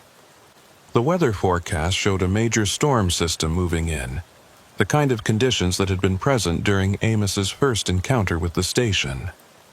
They drove through the polar darkness, watching for the sign that marked the access road, but found nothing. Mile after mile of empty highway passed beneath their wheels, and Amos began to worry that the station only appeared to certain people, or under specific circumstances they hadn't yet identified. "Tell me about when you saw the sign," Dorothy said as they approached the area where Amos estimated the encounter had occurred. "What exactly were you thinking? What was your state of mind?" Amos thought back. "I was worried about fuel, worried about the storm, looking for any option that would give me shelter and safety. I was desperate, I guess. Desperate enough to take a chance on an unknown facility." "Desperation," Dorothy repeated. "Maybe that's the key. Maybe the station only reveals itself to people who are vulnerable, who need it badly enough to overlook the warning signs." They drove another 50 miles north, then turned around and came back south, searching both directions. The storm was intensifying now, snow beginning to fall and wind picking up. Amos was starting to run low on fuel, though he'd planned for that, carrying extra diesel in jerry cans in the truck bed. As they passed through the same stretch for the third time, now fully engaged in the blizzard, Amos saw it. The sign, barely visible through the snow, directing them to the Northern Stop Station 2 miles ahead. "There," he said, pointing. "Did you see it?" Dorothy leaned forward, squinting through the windshield. "I see a sign, but I can't read what it says. The snow's too thick." Amos felt a chill that had nothing to do with the temperature. The station was showing itself to him, but Dorothy couldn't see it clearly. Maybe because he'd been there before, or maybe because he was the one driving and therefore the one the station wanted to trap. "We're going in," he said, making the turn onto the access road. "Stay alert and remember everything we discussed. We document, we investigate, and we leave before we get trapped." The access road looked exactly as it had during his first visit. Snow-covered, rough, barely maintained. The 2 miles seemed to take forever.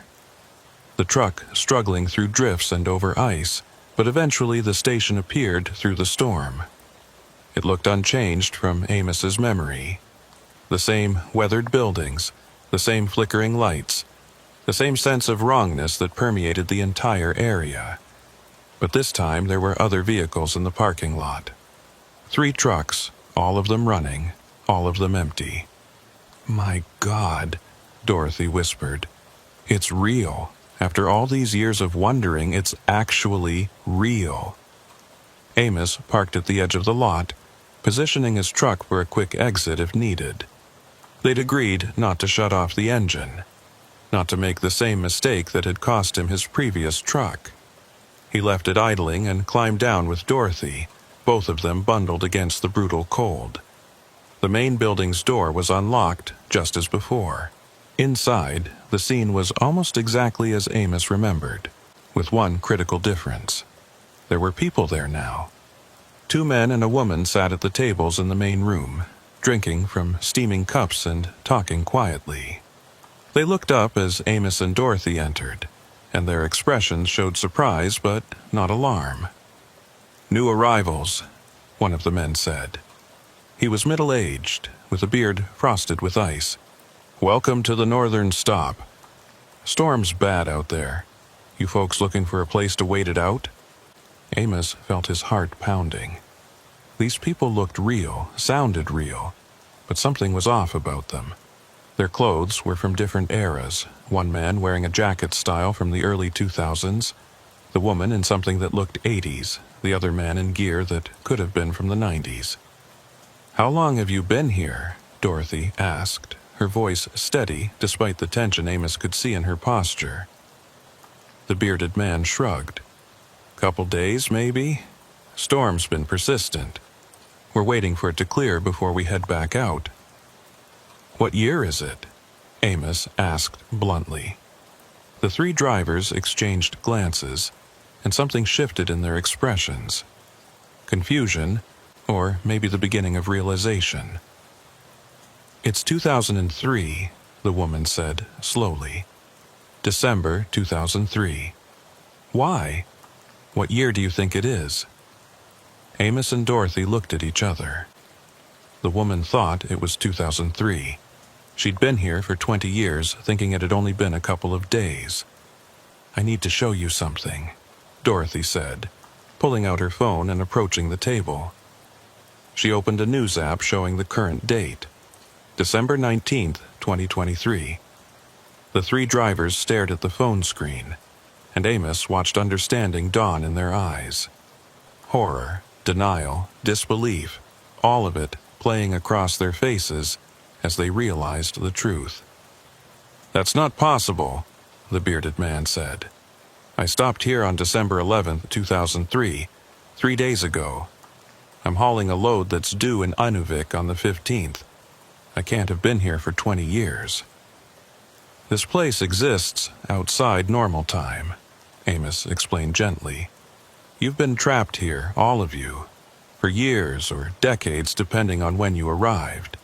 The station feeds on the trucks, on the fuel, on something about the presence of vehicles and people, and it keeps you in a loop where you don't realize how much time has passed."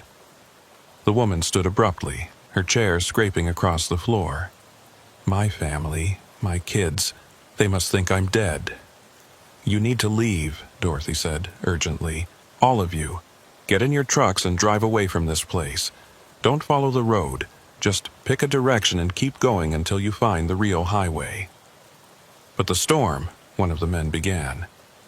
"The storm is part of the trap," Amos interrupted. "It's always storming here. If you wait for conditions to improve, you'll wait forever. You have to leave now, while you still can." The three drivers looked at each other, and Amos could see them struggling with the decision. Everything they thought they knew was being turned upside down, and he was asking them to walk out into a deadly storm on faith alone. "I was here before," Amos said, "6 months ago. I escaped by walking away from the station, and I found the real highway. It's possible, but you have to do it now, before the station reasserts its hold on you." The bearded man stood. "My truck, you said our trucks are still running?" "They're in the parking lot," Dorothy confirmed. "Engines idling, just like you left them." That seemed to decide it for them. The three drivers gathered what few possessions they had and headed for the door. Amos and Dorothy watched as they found their trucks, climbed inside, and one by one drove out of the parking lot and disappeared into the storm. "Will they make it?" Dorothy asked quietly. "I don't know," Amos admitted. "But they have a chance now. More than they had sitting here thinking it was still 2003. Now came the hardest part. They needed to search the station for information about how it worked and how to shut it down. But every minute they spent here increased the risk of becoming trapped themselves. Amos kept his keys in his hand and one eye on the door, ready to run at the first sign that the station was trying to claim them. They split up to cover more ground. Dorothy searched the office and filing cabinets while Amos explored the back rooms.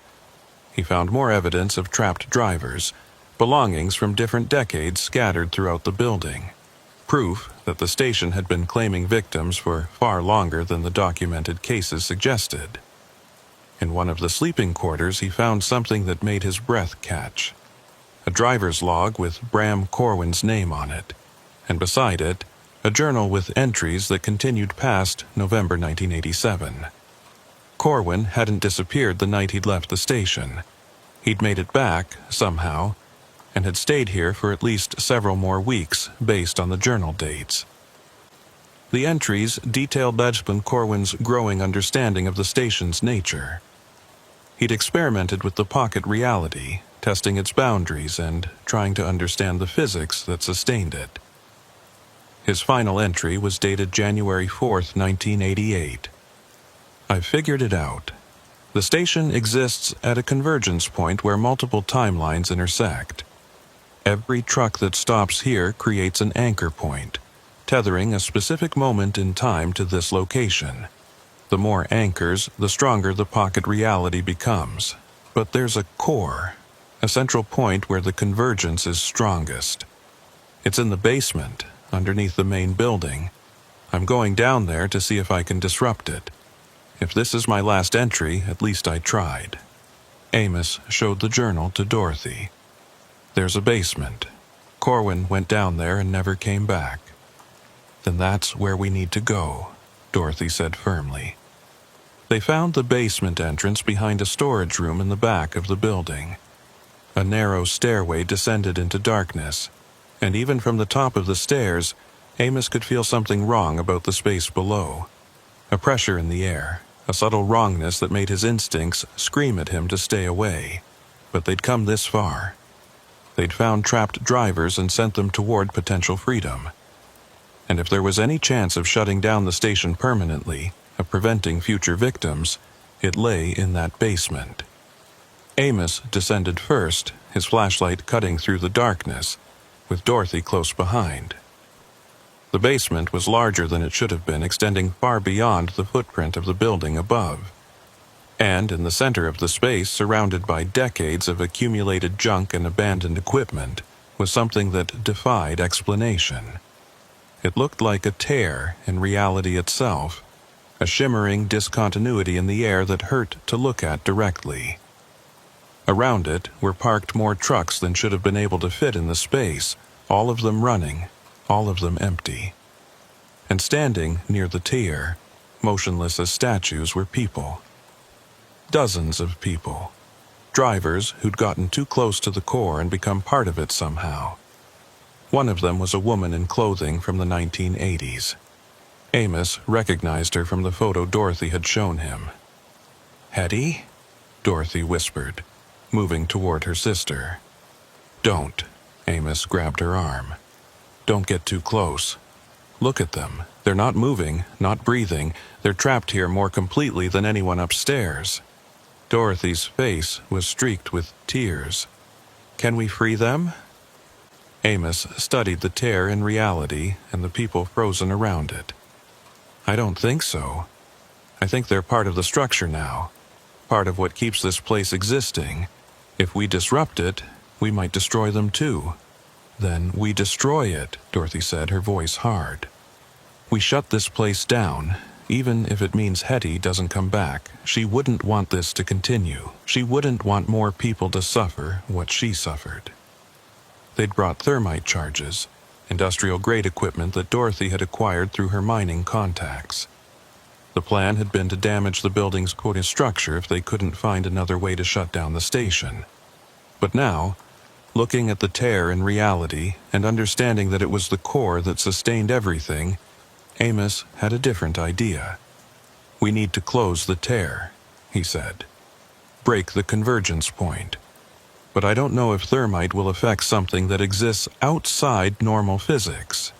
"There's only one way to find out," Dorothy said, pulling out the charges. They worked quickly, placing the thermite around the tear while carefully avoiding the frozen drivers. The charges would burn at over 4,000 degrees, hot enough to melt through steel, and Amos hoped that extreme heat applied directly to the discontinuity would disrupt whatever mechanism kept it stable. They set the timers for 5 minutes and ran back up the stairs, through the building, and out to their truck. Amos had the engine in gear and was moving before Dorothy had fully closed her door, racing away from the station as fast as the snow and ice would allow. Behind them, light flared through the basement windows of the northern stop station. Not the orange glow of normal fire, but something else, something that shifted through colors that shouldn't exist. The building shuddered, and through his mirrors Amos saw it begin to fold in on itself, collapsing not down but inward, as if being pulled into a point that existed in more dimensions than the normal 3. Then it was gone. The northern stop station, the pocket reality, the trap that had claimed so many lives over so many decades, simply ceased to exist. Where the buildings had stood was now just empty tundra, snow-covered and dark, no sign that anything had ever been there. Amos drove for another hour before he felt safe enough to stop. They sat in the idling truck, both of them shaking from adrenaline and cold, and the enormity of what they'd just done. "Did we kill them?" Dorothy asked quietly. "All those frozen drivers in the basement?" "I don't know," Amos said honestly. "But if they were still alive in any meaningful sense, being trapped forever like that wasn't living. Maybe we freed them. Or maybe we just ended their suffering. Either way, it was better than leaving them there." Dorothy nodded slowly, tears running down her face. "Thank you for helping me. For giving me closure. Even if it wasn't the closure I wanted." They drove back to Whitehorse in silence, each lost in their own thoughts. The RCMP would never believe what they'd done, and they agreed not to report it. The northern stop station had officially never existed anyway, so its destruction couldn't be documented. But in the weeks that followed, Amos noticed something. Reports of missing truckers on the Dempster Highway dropped to 0. The steady trickle of disappearances that had continued for decades, dismissed as accidents or drivers fleeing their lives, suddenly stopped. The road was no safer than before, the polar night no less dark, but the trap that had claimed so many victims was finally gone. Sometimes Amos wondered about the 3 drivers they'd sent out into the storm, whether they'd found the real highway or frozen in the wilderness.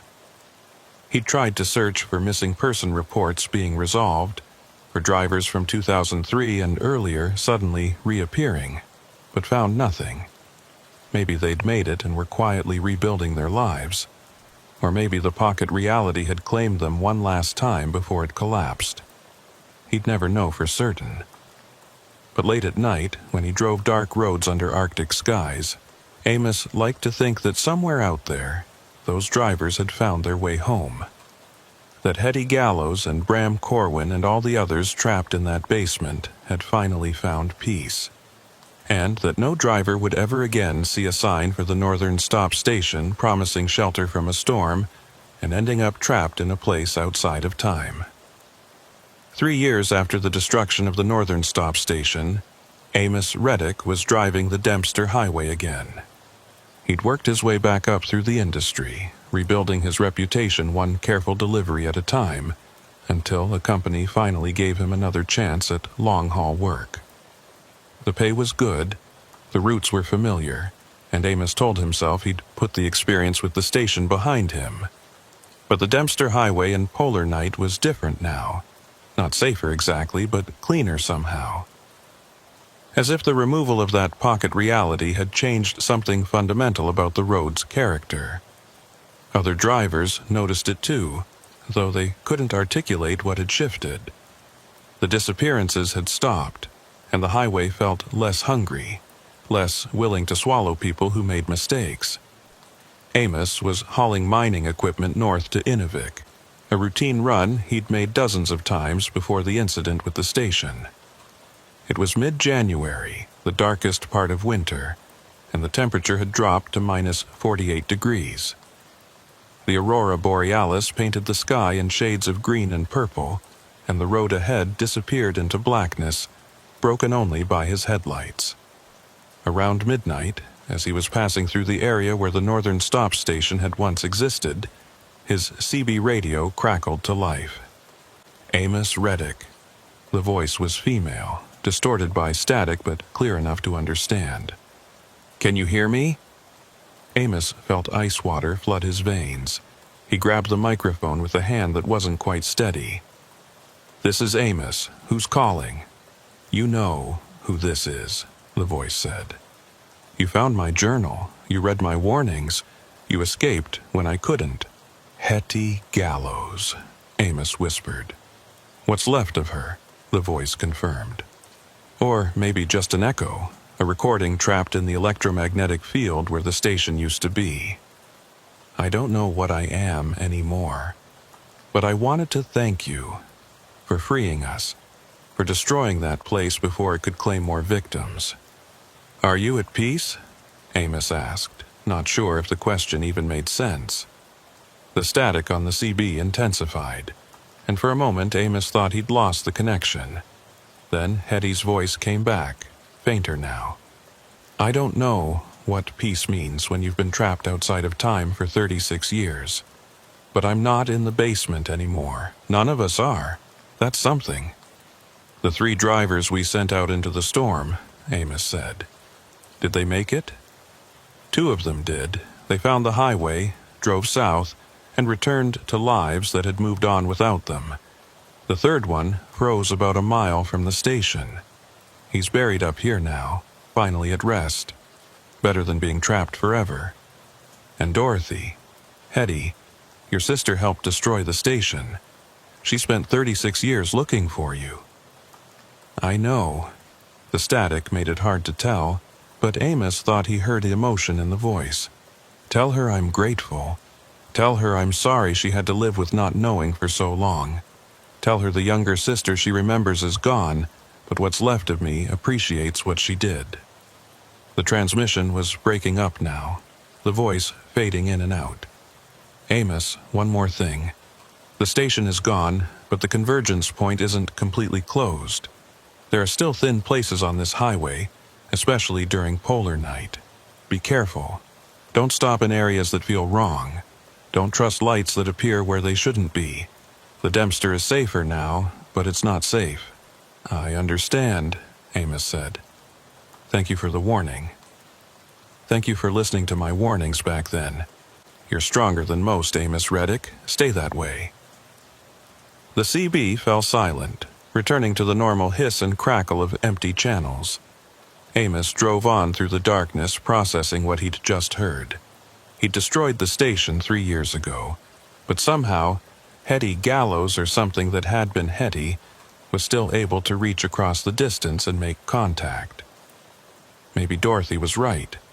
Maybe destroying the station hadn't killed the trapped drivers so much as freed them into a different kind of existence. An existence that allowed them to communicate, to warn others, to serve as guardians of the highway that had claimed them. The miles rolled by beneath his wheels, and Amos found himself thinking about all the drivers who'd been trapped in that basement, frozen in time around the convergence point. Hetty, Bram Corwin, and dozens of others whose names he'd never learned. What had happened to them when the thermite charges disrupted the tear in reality? Had they simply ceased to exist? Or had they been scattered across time and space, their consciousness preserved in some form that allowed them to still interact with the physical world? Around 3 in the morning, Amos stopped at a legitimate truck stop in Eagle Plains to refuel and grab coffee. The place was nearly empty, just one other truck parked in the lot. Inside, the driver was an older man Amos recognized from previous runs, a guy named Thornton who'd been driving the Dempster for 20 years. "Amos," Thornton greeted him with a nod. "Haven't seen you up here in a while. Heard you had some trouble a few years back." "You could say that," Amos replied, pouring coffee that was slightly better than motor oil, but not by much. "Lost a truck in a storm. Took me a while to get back in the game." Thornton studied him for a moment. "You're the one who went around warning people about that phantom truck stop, right? The one that supposedly trapped drivers." Amos tensed. "You heard about that?" "Hard not to. Story made the rounds through the whole community. Most people thought you'd had some kind of breakdown from the isolation. But you know what's funny? After you started telling that story, the disappearances stopped. We used to lose a driver every year or two on this highway, sometimes more. Trucks found abandoned, drivers never located, the usual mysteries. But in the past 3 years, nothing. Road's been clear." "Maybe people are just being more careful," Amos suggested. "Maybe," Thornton agreed, but his expression said he didn't believe it. "Or maybe there was something out there taking people, and somebody finally stopped it. If that somebody was you, well, a lot of us owe you a debt we can't repay." Amos didn't know what to say to that. He changed the subject, asked about road conditions ahead, and finished his coffee in uncomfortable silence. But as he was leaving, Thornton called after him. "One more thing. I've been having dreams lately, about a woman in old-fashioned clothes standing beside the highway in the dark. She doesn't say anything, just watches the trucks go by, like she's keeping guard. You ever see anything like that?" Amos felt the hair on his arms stand up. "No. But if you do see her, don't stop. Just acknowledge her and keep driving." Thornton nodded slowly. "That's what I figured. Safe travels, Amos." Back on the highway, Amos thought about Thornton's dreams. Hetty watching over the road, standing guard against whatever other dangers might lurk in the polar night. It was a strange kind of afterlife, but maybe it was the one she'd chosen. Or maybe it was the only one available to someone who'd been trapped outside of time for so long. He was approaching the area where the station had been when his headlights picked out something on the side of the road. A figure, standing motionless in the snow. Amos's first instinct was to slow down, to check if someone needed help. But then he remembered the warnings, both Hetty's and his own instincts honed by years of driving dangerous roads. As he passed the figure, his headlights illuminated it clearly for just a moment. A woman in clothing from the 1980s, her face pale and expressionless, watching the highway with eyes that reflected his lights like an animal's. She made no move to flag him down, didn't wave or call for help. She just stood there, bearing witness to the trucks that passed. A guardian or a warning, or maybe both. Amos raised one hand from the steering wheel in acknowledgement as he drove past. In his mirror, he saw the figure was gone, as if she'd never been there at all. The rest of the drive to Inuvik was uneventful, and Amos made his delivery without incident. But he couldn't stop thinking about what he'd seen, about Hetty Gallows standing watch over the highway that had claimed her. He wondered if the other drivers trapped in the basement were out there too, scattered along the Dempster, serving as silent guardians against threats they couldn't prevent but could at least warn about.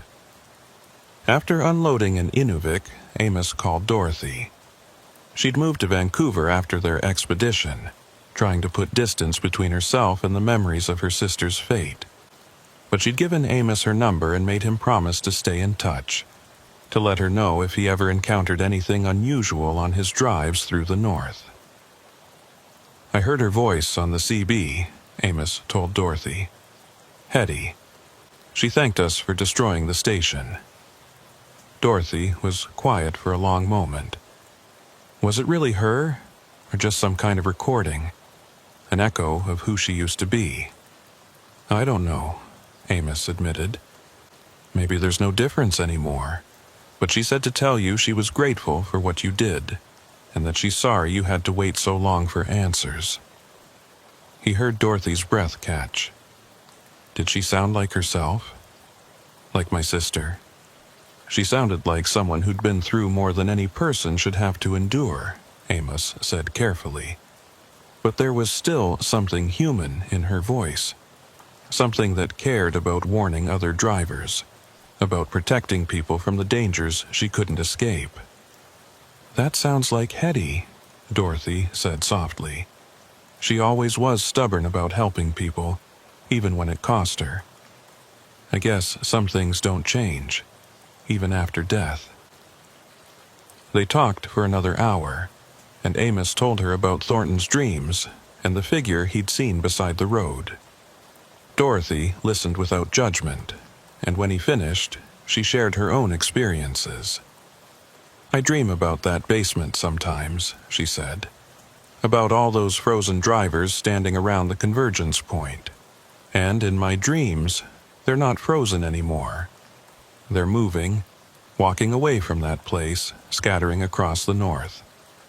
I used to think it was just wishful thinking, my mind trying to give me closure. But maybe it's something more. Maybe we really did free them, and they're still out there in some form." "Would that be better or worse than them just being dead?" Amos asked. "I don't know," Dorothy replied. "But at least they're not trapped anymore. At least they have some kind of existence beyond being fuel for that impossible place. That has to count for something." After hanging up with Dorothy, Amos sat in his truck and thought about the nature of the trap they'd destroyed. The northern stop station had existed in a pocket outside of normal time and space, sustained by the vehicles and people it captured. But what if destroying the convergence point hadn't actually killed the trapped drivers? What if it had just released them from their physical anchoring, allowing their consciousness to persist in a different form? It was a question he couldn't answer, and probably no one could. The physics that had allowed the station to exist were beyond normal understanding, so the aftermath of its destruction was equally inexplicable.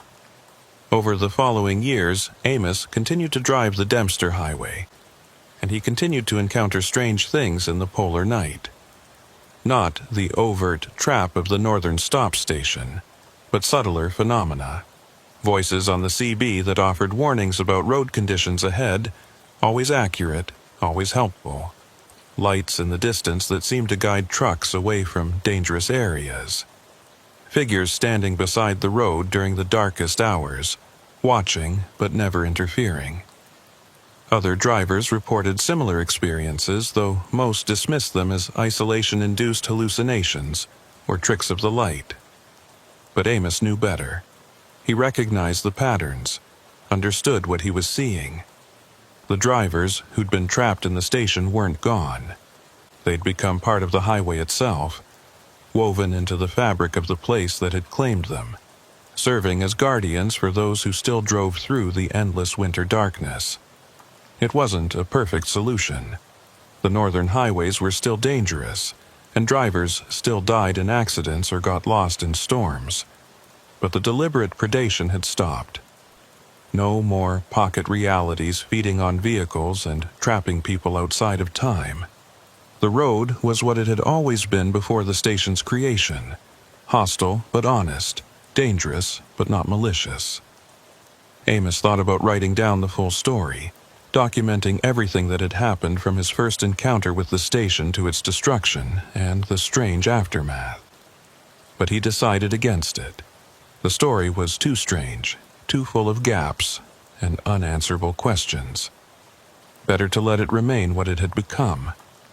A legend among northern truckers, a warning passed from driver to driver, a reminder to be careful about where you stop during polar night. 5 years after destroying the station, Amos made his last run on the Dempster Highway.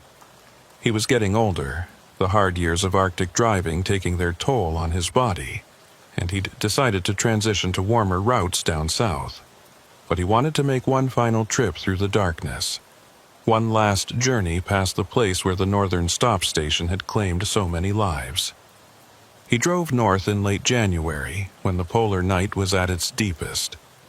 The temperature was 51 below zero, and the aurora borealis painted the sky in colors that seemed almost alive.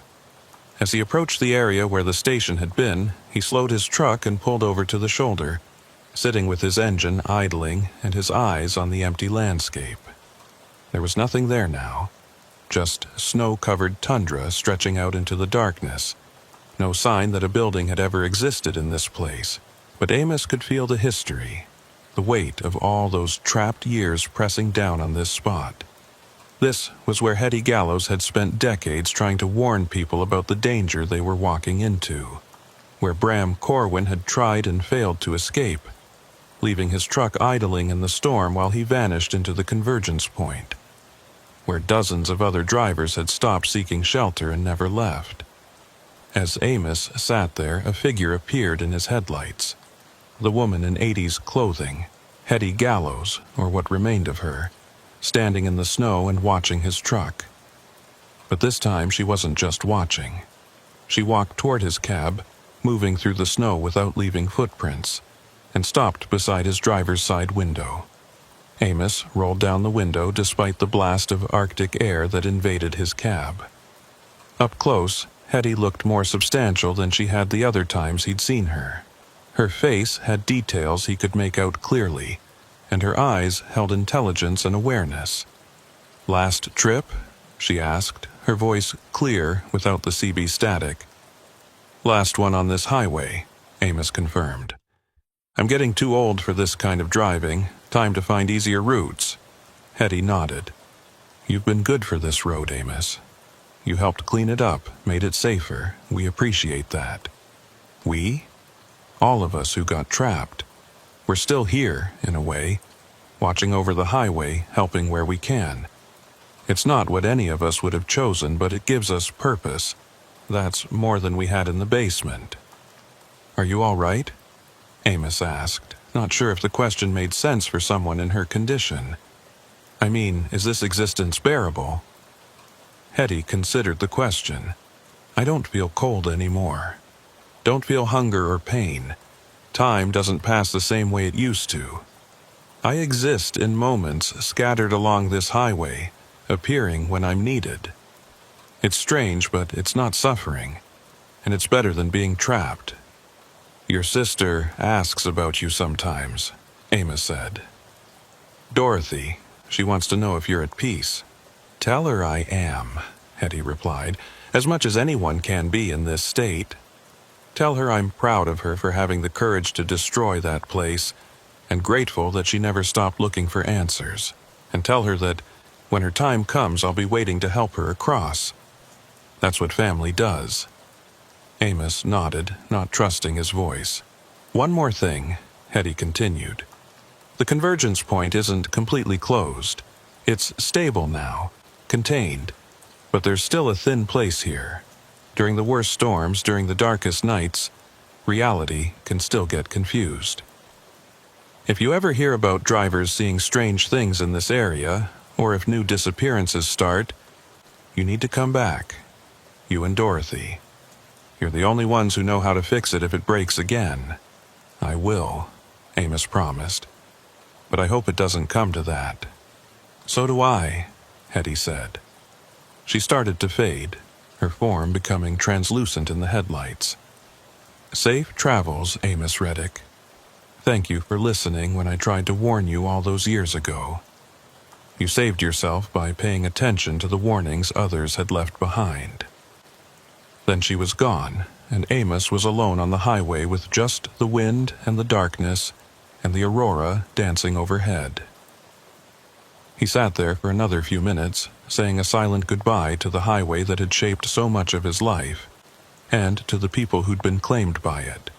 Then he put his truck in gear and continued north, completing his final delivery to Inuvik before turning around and heading back south, away from the Dempster Highway and the ghosts that guarded it. Years later, when Amos was retired and living in southern British Columbia, he still kept track of news from the north. He monitored reports of missing truckers, paid attention to stories about strange phenomena on the Dempster Highway, and stayed in touch with Dorothy, who'd become something like family over their shared experience. The highway remained clear. No new disappearances, no reports of phantom truck stops or temporal anomalies. The northern stop station stayed buried in the past where it belonged, and the drivers it had trapped continued their vigilant watch over the road that had claimed them.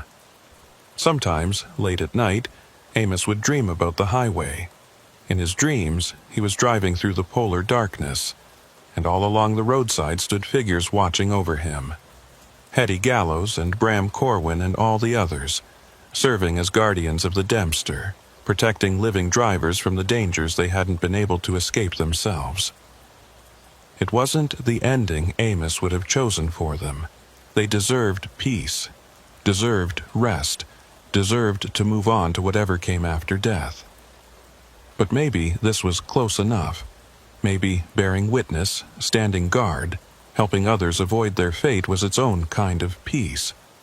The road went on, as roads always did. Drivers still traveled the Dempster Highway through the polar night, hauling loads to remote settlements, serving the scattered communities of the far north. Most of them never knew about the northern stop station, never learned about the pocket reality that had once fed on vehicles and trapped people outside of time. But some drivers knew. The old-timers who remembered when disappearances were common.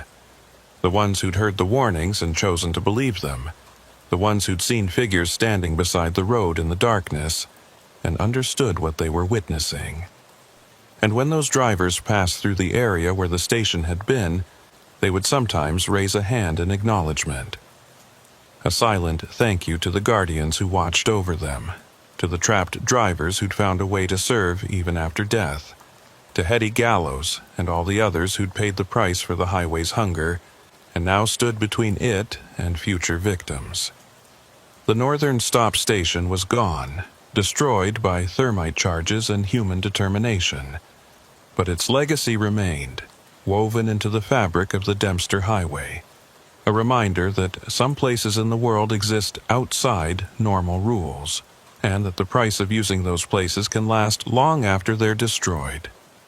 Amos never went back, but he carried the memory of that highway with him for the rest of his life, and when his time finally came, he died knowing that he'd made a difference. That because of his choices and his courage and his willingness to listen to warnings left behind by the desperate, dozens of future drivers had been saved from the fate that had claimed Hetty Gallows and Bram Corwin and all the others. The highway was cleaner now. The darkness was still absolute, the cold still deadly, the isolation still profound. But the malicious hunger was gone, replaced by something stranger but ultimately kinder. Ghosts standing guard over the living, trapped drivers serving as watchful guardians. Warnings that persisted long after their authors had ceased to exist in any conventional sense. And somewhere in the polar night, on a stretch of highway that passed through empty wilderness, Hetty Gallows still stood watch. Appearing when she was needed, warning when danger threatened, bearing witness to the endless procession of trucks that drove through the darkness toward destinations they would actually reach. It wasn't freedom. It wasn't rest. But it was purpose, and after 36 years of meaningless imprisonment, purpose was enough.